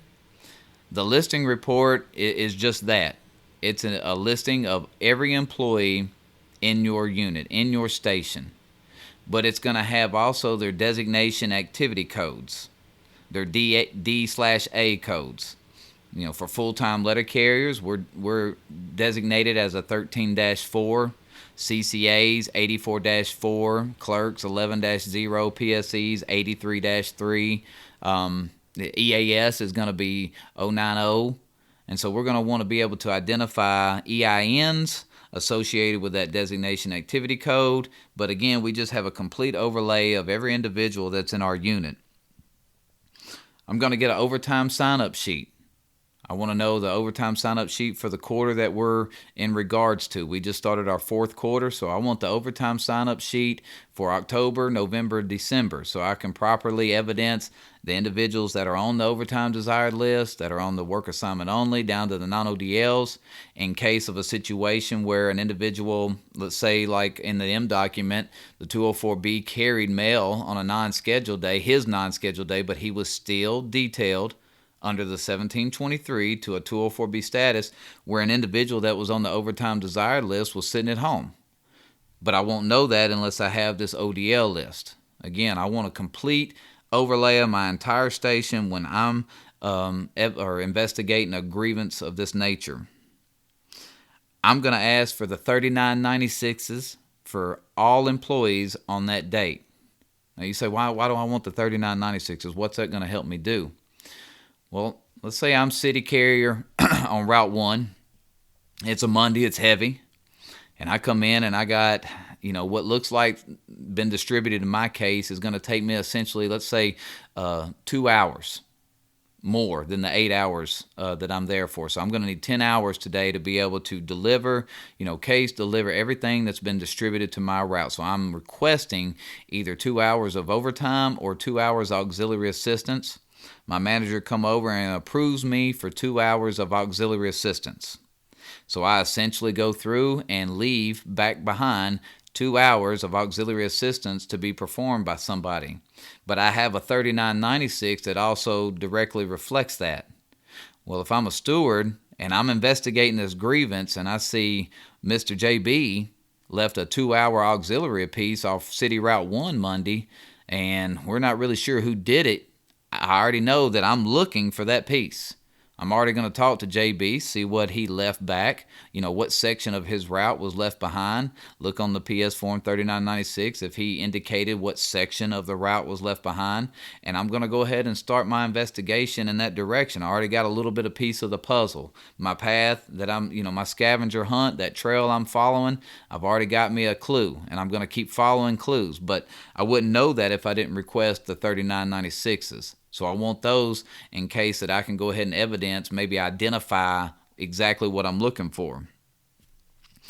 I've talked about this report before. I'm going to talk about it again. I think it's just monumental when it comes to these particular types of grievances. I talked about it in rural carriers performing city work or CCAs performing rural carrier work, and how do we identify that? And especially in cases where management will attempt to hide individuals performing bargaining unit work, okay? So if I'm looking through, and just like I told you, on the 3996, we've already identified by talking to JB, he left the first 2 hours of his assignment. And we know those streets, we know those locations, we know his route. And so this particular report out of DMS, it is the Street Management Route Detail Report. And we're going to ask for that report by route number. Okay? Now, back on episode 65 on the CCA's Performing Rural Carrier Work, Jeremy did put up an example of this DMS report. And when you open it up in Excel, you'll be able to see that you can expand the columns. And why that's so beneficial is right there between D and G, you keep expanding because they keep those closed when they provide this report to you. But when you keep expanding those, it will give you the EIN employee information of the particular person who performed that duty. And that report evidences packages. Who scanned and delivered that package. And so as I'm looking down through that employee and I see all these packages and I'm seeing JB's name, and then all of a sudden I come down to 204B sorry ass and I see his EIN and it's associated with him scanning packages, or I see supervisor or manager Joe Blow and I see his name and EIN associated with scanning and delivering those packages, I have now evidence that management was performing bargaining unit work. We have now caught management doing our job. Okay, so whether the clock rings didn't evidence it, or the the other information that we got didn't evidence it, we now have something that we can rely upon and establish a time associated with the amount of delivery, because it will tell you what time these packages were scanned, and you'll be able to formulate how long they were out there delivering our duties. Okay? So that's the DMS Street Management Route Detail Report. And again, go back to episode 65. Take a peek at that report. It can be used in several other grievances, but in this particular case, when you're trying to find, I don't want to say a needle in a haystack, but when you're trying to peel all those layers back and they're trying to definitely cover up their tracks, this one right here is something that you can't cover up. So that would be huge for you. Also, we could look at the DOIS, Route Carrier Daily Performance Analysis Report.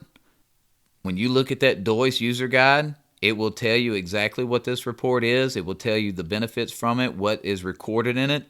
This report is a direct reflection of the tax clock rings that are uploaded into DOIS. It's a day after report. And so when I'm looking at this report and I look at JB's Route 1 and I don't see anything but his name, and I just see that it was an 8-hour day for this individual, and I got a 39.96 that says, well, hold on, there was 2 hours of auxiliary assistance. I'm going to start putting all these reports together to be able to show that management is deliberately covering up them performing bargaining unit work. I'm going to show that they not only did it, but they egregiously tried to hide their tracks. Okay, so it'll look better as you meet in the steps of your grievance process that not only did they do it, but they vehemently tried to cover up the damn thing that they did. And that's what management is, a bunch of shady asses.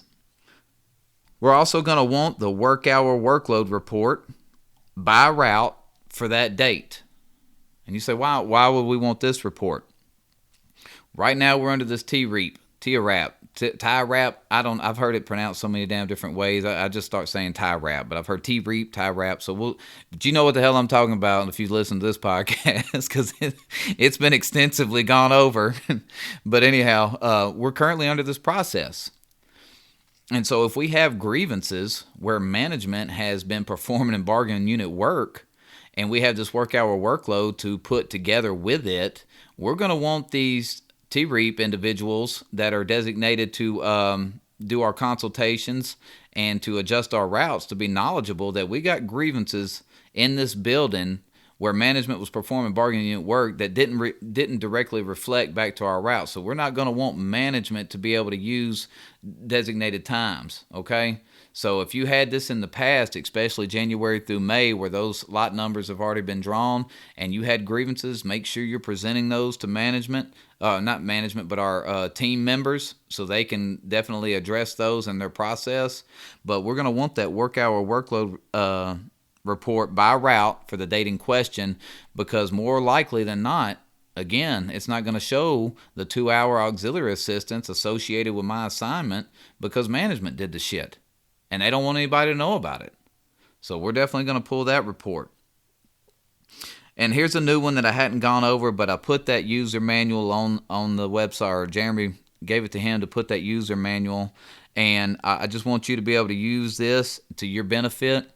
You can definitely use this in conjunction with that DMS report, but it's called the RIMS Scan Records by Route ID. And again, you can request that information 5 different ways. But if I already know by looking and digging through and doing my proper investigation that JB on Route 1 was given 2 hours of auxiliary assistance, left a 2-hour auxiliary piece behind, and we haven't been able to identify who delivered this 2-hour piece, and management hasn't been forthcoming with who did it, this route right here is going to be Scan Records by Route ID. You can do it by device ID, but that would require you to know what device management had in their possession. I got a funny story real quick. I'm sorry, I'm getting off track. But anyhow, as a matter of fact, I had Jeremy, I sent Jeremy the video. We had this particular grievance where we knew management delivered this mail. We knew the supervisor was out there, and the steward and I was talking about it. And I gave him a list of information. I gave him this list of information. So he started pursuing his grievance, but along the way of his investigation, about 3 or 4 days later, after the date in question, my man was approached out on the route by a customer. And he said, I call this individual Crosby. He said, Crosby? He said, well, you wasn't here on Monday, was you? And he said, no, sir, I was gone. He said, well, hell, whoever delivered my mail drove a white Ford Focus and was going down the wrong side of the damn road. And Crosby said, do what now? And he said, yeah. He said, the car just come all the way down the road, driving the exact opposite into homecoming traffic, a left-hand drive vehicle delivering mail. And Crosby said, well, you shit me. He said, well, no. He said, hell, I laughed about it so hard. He said, I saved it on my Ring doorbell camera. So my man asked the homeowner if he minded if we got the Ring doorbell camera. And you can imagine how giddy and excited I was. If you've done grievances long enough, when you get that bulletproof, that magic bullet, you just can't wait to get your hands on it. And so I'll never forget, Crosby came up there and we plug in the flash drive, and you'll look at the video. You see this guy. He comes down driving the opposite direction from an individual, from a group of individuals who always talk about how safe we need to be. From some hypocritical asses that always want to talk about how letter carriers are out there violating the rules. This sorry sack of shit is driving the wrong way into oncoming traffic, stealing our money, delivering mail. And he comes into the picture, services the mailbox, and then he drives straight down the curb again into oncoming traffic, servicing the whole, I think it ended up being about 2.5 hours worth of the route that we were able to identify through these reports and, of course, the magic bullet Ring doorbell camera. What was surprising is management was adamantly lying that they didn't do it. We didn't do it. We don't know who did it. We didn't do it. So anyhow, later in the video, you see the homeowner. He walks out and he's getting his mail, and I just crack up because as he's getting his mail, he's looking down at the road with the look on his face like, who in the hell was that? And it's definitely the supervisor. We knew it was. The white Ford Focus is a postal vehicle that's parked there at this particular station. But we knew we was fixing to get this money. But you know what? When I talk about playing chess instead of playing checkers, and talking with Crosby, and we started talking about how we were, not only meeting on this grievance and excited to get letter carriers paid and building our position. You talk about using something to build your position. How do you think it looks in a station for management to, in turn, issue disciplinary action to a letter carrier for not following minor safety rules out on a route? For maybe an individual not having his seatbelt on while he was observed. And now these are legitimate rules now, and I understand that. But instead of addressing it through maybe a minor 16-2 discussion for having an opportunity for a positive reflection out there on the street, what do? Oh, hell, we got to put him off the clock. Or, oh, hell, he took a right turn with his door open, or went through an intersection with his door open, or didn't have his flashers on. Oh, shit. But here we are promoting a supervisor to drive backwards down a road.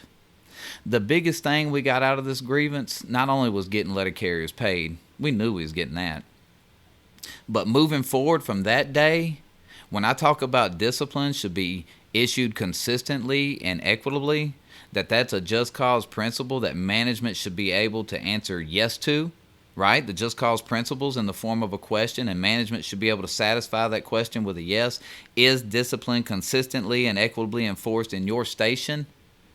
And we asked for that supervisor's discipline, and to their dismay, they looked at us like we were crazy. And he didn't get any discipline. No shit, I bet he didn't, because you allowed him to drive down a road into oncoming traffic to deliver mail to save time as you lied about it.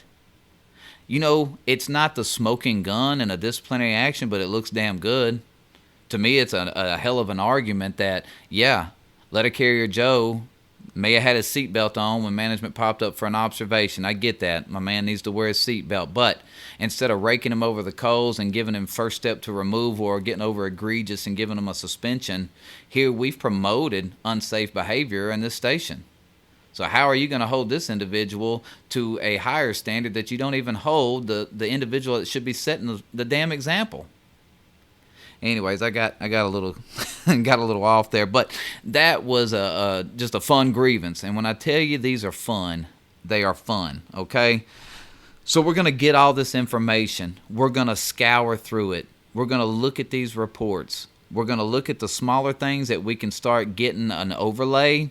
And then as we dig through them and we start cross-referencing them, and we look at the 3996s, we look at the route carrier daily, we look at the ERs, all those things, we can identify the individuals that particularly it pertains to, okay? And that's what I'm saying. There's no perfect scenario to be able to give you in a podcast other than you are going to get this information, you're going to scour through it, and you're going to be able to identify somebody out there performing our duties. Now, what if management decides to load up their vehicles and go take pivots, take off splits, whatever, out to letter carriers? You know, hey, I'll so-and-so's not done pulling it down. I'll bring it out there to you when it's done. Grieve it. They can call so-and-so and have them report back to the station when so-and-so is done pulling it down. And then we will in turn take that pivot out there and deliver it. Management should not be loading up my takeoff, bringing it out to me, and giving it to me. They are essentially transporting and carrying mail. We're going to grieve that in the form of a statement from the letter carrier who management went out there to see to give the mail. We're going to grieve that. We're going to grieve anything that pertains to them doing anything as far as it pertains to bargaining unit work. That is our time, that is our money, and that is not for them to put their grubby ass little hands over. We're going to protect that time. There's been numerous grievances in my installation where management thought it would be crafty because the 204B, what they were doing is the 204Bs would sit on the desk every week.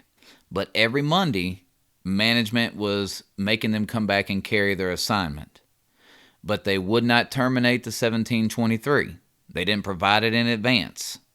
So while we were filing on that particular subject matter, we was also filing on the fact that the 204B was performing in bargaining unit work.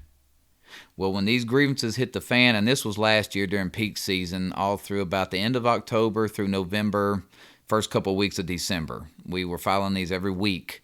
Stewards did a tremendous job. I can't thank them enough. They were on it. I mean, they were on it. We discussed it. We talked about it. We talked about the information that we wanted to be in the case file and the grievance packet. And, you know, unfortunately, these went to a pre-arbitration settlement, even though we had all, you know, just like management does, refused to settle at the lowest level. But nevertheless, it really worked out on our benefit. But, you know, we talked about it, we discussed it, we were on the same page, and so we started filing these every week because every week in 4 stations, the 204B would go back and carry their assignment on Monday. But management wouldn't terminate the 1723 or provide it.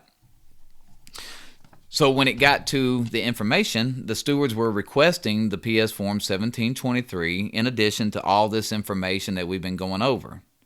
Well, management provided majority of that information, almost all of it, except the 1723. They always kept saying, we can't find it. In hopes, I guess, or the only thing I could hope for is that they thought that it would prohibit this grievance from moving forward. One, we already had the 1723 from the very initial detail. But I wanted to see if there was any amendments to it, of course, right? I mean, they were supposed to provide it in advance, so they didn't do that. Was there any modifications that we should be aware of? Nevertheless, they wouldn't provide the damn thing. So when I get to the formal Step A meeting, I had all this information. I already identified that the 204B was out there, but he kept saying you don't have a 1723 that notates them being in a 204B status. I said, well, contrarily, I do. I had the original that was sent back in the 1st of October that moved them there. I said, but we needed to see if there was any modifications moving forward. But when you learn how to analyze the clock ring, you will also be able to see that on the tax EER, they're also designated to being in a 204B status. And I wanted y'all to be mindful of it. And also I got Jeremy to put up the example of a tax EER clock ring for an individual that was designated to a 204B status. So I just wanted to go over it real quick. Now I took the individual's name out of it and the station and everything, but I just wanted to be able to point out why you can tell this individual's in a 204B status. And real quickly, if you look in the heading portion, the portion that's outlined with box, you'll see right there coming down the left side of the piece of paper, you will see a base job description or a base job, and you will see what is a temp job. Next to the base, you see the 13-4. This individual is a full-time city letter carrier. He's designated by that by 13-4. But his temporary assignment here is 090. That's a supervisor designation activity code. And as you move across, you see EO 17. That's what 204B supervisors, that's what level they're in, is a level 17 204B supervisor capacity. So when you look at this individual's clock ring, and you can see on July 16th, he carried mail. He carried mail on July 18th as well. But the reason we know this is because he was in a 204B status, because you see right there under Saturday to the right, H-L, higher level, level 17. And then, of course, his automatic generated clock in shows him beginning his tour at 6. But he actually made a begin tour utilizing his MDD, because in the city of Nashville, we use our MDDs to begin tour, make all our moves. We no longer have the EBRs. But he made a begin tour at 7 and 4 clicks on to Route 1 in this particular station. So anyhow, the main purpose was for you to be able to identify in case they tried to. Now, we're going to raise that Article 31 argument now, okay? They don't give us what we want, and we did in our case, and it was to their detriment. But anyhow, if they don't give us the forms that we're looking for, the information that we've requested, then we're going to continue with that Article 31 violation, and we're going to move forward. But we still have a document right here that evidences what we're trying to evidence as far as our Article 1 violation, and that this individual is in a higher level status, and we know that because his tax EER clock ring designates him to that. So anyhow, let's go over our facts and contentions and our grievance. We got this information. We've made all our notations. We've been able to identify the individual that performed this work. We got our M documents that we've discussed. We've printed off our contractual language. We're putting together a damn file that's going to kick management's ass at informal.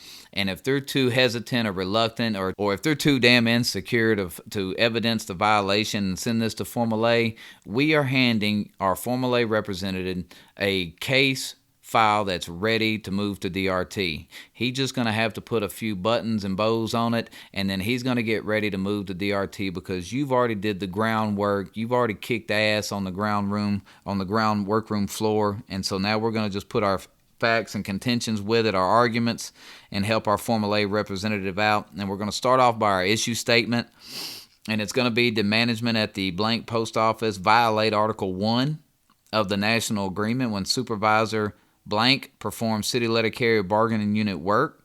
And if so, what should the remedy be? Our facts: Supervisor so-and-so described work performed on date for approximately whatever we were able to identify, and this is verified by the statements and interviews in the case file. So if we're talking about maybe office function, office time that was stolen from us, we have statements and interviews that are going to be able to evidence this. It's going to have and this grievance starter is on the website, but it's going to have your Article 1.6 language. It's also going to touch on Article 1 and the prohibition against 204B supervisors, and we're going to go ahead and include for our Formal A rep those M documents that we've discussed. If it pertains to your particular issue, you're going to go ahead and put those in the case file. You're going to highlight those, and when you meet with management and informal, you're going to indicate those and go over it with management and ask them, is this not the particular issue we have here, and get the response. Take those notes at informal, use those to your benefit of why they're not willing to settle when you're evidencing a clear violation. So when you move this to management the union and management meeting at formal, he can indicate your informal representative is not bargaining in good faith and we're settling this at the lowest level when the indication of a violation is clear. So we're going to want to point that out. Next, we're going to have our letter carrier 204B was in a 204B status on blank. This is documented by the PS Form 1723 in the case file, or, like we just discussed, by the tax EER clock ring that shows the 204B supervisor in a higher level status.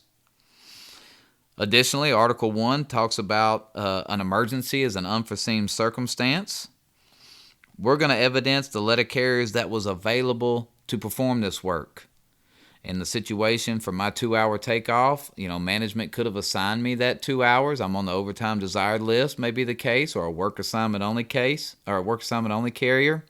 Or there may have been other ODL carriers that were available to perform that duty instead of the supervisor or manager taking that time away from us. But we're going to evidence the individuals that were available to perform that work done by the supervisor. And that's going to be documented by the tax employee everything report that you've pulled and put in your file. You're also going to be able to evidence when we talk about the time that was associated with what they took away. It could be through that DMS report. It might be through the RIMS report. In cases that I had in Nashville, they were so damn stupid, they actually put the individual on the daily schedule for what he was delivering. And so he even made moves, and like I said, the clock rings. So you never know what information is going to be vital in the end. So when I say request it all, I'm going to request it all. And that way I get a complete overlay of all the things that took place in my station on that particular day. It talks about the remedy. Down here in Article 1, that those hours associated with that time the 204B or management personnel was delivering, that work or time should be paid to the letter carrier at the applicable rate. It's also going to go over our contentions that management violated Article 1, Section 6, when supervisor so-and-so on date for approximately however many times delivered bargaining unit work. We're going to evidence that this individual is not training or instructing employees or assuring the proper operation of equipment or protecting the safety of employees. Hell, in my case, he was going against every safety rule and protocol that we have. He was delivering mail the wrong way. Definitely go check that video out. You'll appreciate it. I did my best to try to be able to get it to Jeremy. But anyhow, it was definitely something that when Crosby told me that we had, I just couldn't wait to get our hands on. It was like Kid on Christmas. You know what I'm saying? You ever had that individual that something that you was waiting on Christmas, and then you get it, you're like, oh man, well that's how I felt when this video came through. We're going to go ahead and identify that sick calls, understaffing, heavy mail volume, etc. do not meet the qualifications of an emergency. And we're going to identify the harm. That management's failure in this regard has caused significant harm to letter carriers who should have been assigned this work in the form of wages and benefits. Also, because supervisor so-and-so was not on a city letter carrier function on the clock when they performed this work, any data from blank that management uses to evaluate and or adjust routes is inaccurate and should not be used. That's why we talked about earlier, making sure that these grievances, we keep good records, because if we had situations between January and May of this year and our station becomes involved in the TREP process, we want to make sure that those individuals are knowledgeable that we had grievances where management stole from our unit, because that's what they did. They essentially stole from your route and money. But also, moving forward, we're going to keep good records and let individuals know about that as well. So remedy in this case, we're going to ask that management cease and desist violating Article 1, Section 6, that the letter carriers who we identify each be paid at the applicable rate for the time supervisor blank performed city letter carrier work, and we're going to list those names and amounts. And whether that would have been at the overtime rate or the penalty rate, we're going to ask for that rate for that individual, or maybe whatever rate that you have established in your station or installation. Whatever you're accustomed to resolving at, you're going to maintain that. Again, that all data from blank, which is used in the evaluation and or adjustment, be expunged from all USPS files and records. And we always, anytime money's involved, and we have a settlement that involves a GATS payment or make whole or whatever may be, we're always going to ask that all payments associated with this case be processed as soon as administratively possible, but no later than, in my opinion, 7 days is adequate enough time to perform a GATS payment. But within 7 days, and all proof/receipts be provided to either you, your branch president, your formal A representative, whoever it may be. But we want to make sure that we evidence the violation, the remedy that we're going to make this wrong right with, but also require them to do it within a specific time.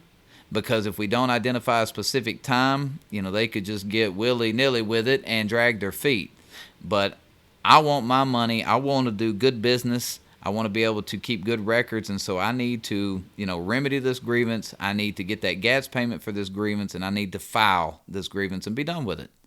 So I'm going to ask that they maintain some kind of structured time frame to do so. And if they don't get us that payment within 7 days, then day 1 of non-compliance is day 8. And you're damn sure going to better file a failure to comply, because they're going to want to hold us to every aspect of every rule. I don't see why it's any different that we ask them to be compliant with the agreements that they make. I don't think management would be would definitely smile upon if I walked in their office and said, guys, this requirement to be regular in attendance, it ain't working. I'm going to be a 4-day-a-week carrier. I'm going to do this 4 days a week. This regular in attendance ain't working out too well, so forgive me. 5 days, can't do it. I'm going to do 4. I'm going to be regular in finding another job before long with that mindset. So no different from them. We establish rules, we establish agreements, and we know that through M1517 that all grievance settlements require compliance. So put that requirement on them to get those payments to you as soon as administratively possible, but no later than a specific date. Well, we have said a lot. Every time Corey asks me to do this, I start, scratching my head like, oh my goodness, it's hard to put something together to be able to express over a podcast. And my style is probably completely different than Corey's as far as doing a podcast episode. Matter of fact, I know it is because I listen to all of his and all of them, and don't listen to mine because I just don't like the way I sound. But I hope this helps you be able to put together a case file and be able to adequately evidence a violation.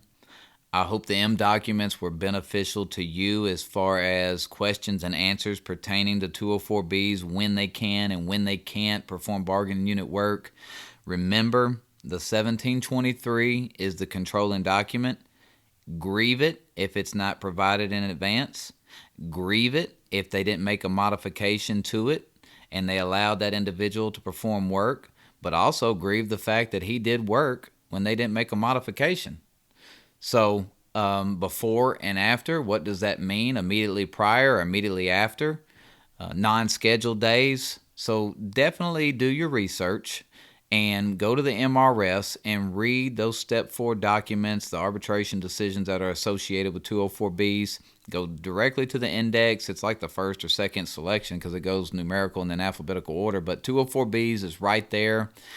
You can also go under bargaining unit work in the MRS. And then Article 1 directly pertains to the subject matter as well. Put all these things together. This information that we went over, it's not the beginning point or the ending point. Whatever you think you may need, whatever you think you can learn about. I hope the DOIS guides are beneficial. The DOIS PowerPoint, again, that's a management DOIS PowerPoint. That is not my shit. So it's not that I'm agreeing with some of the things they say on that PowerPoint. I only put it on there so you could look at how they use the reports that are associated with DOIS. That's for your benefit of learning how they're using those things and what we can use out of those. Because ultimately, everything that we went over is a postal application or a program, and that's where we get our info from. So the ERMS handbook that was in another episode, that's up there for you. Save all these things to your thumb drive. Look at them in your spare time. Read what they are. Read what they're about, what they're showing, and think about in your mind, what could I use them for? And that's how we get good and better adequate at formulating grievances and building case files through documentation and reports. You'll blow their minds away when you start getting as good or better at them at their own postal applications and programs. So definitely use those things. RIMS, that's a new one. Definitely look over through that. Like I said, those reports are for your benefit to be able to identify whatever the case may be.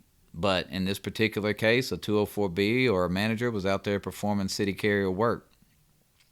I appreciate each and every one of you. I really, really do. Like I said, I don't have all those programs or social media outlets that I told you about earlier. And yes, I do know I said I'm messed up. But anyhow, I just don't. And it's just something I've never gotten into. But I do highly look forward to listening to Corey tell me about the people that reach out, your stories.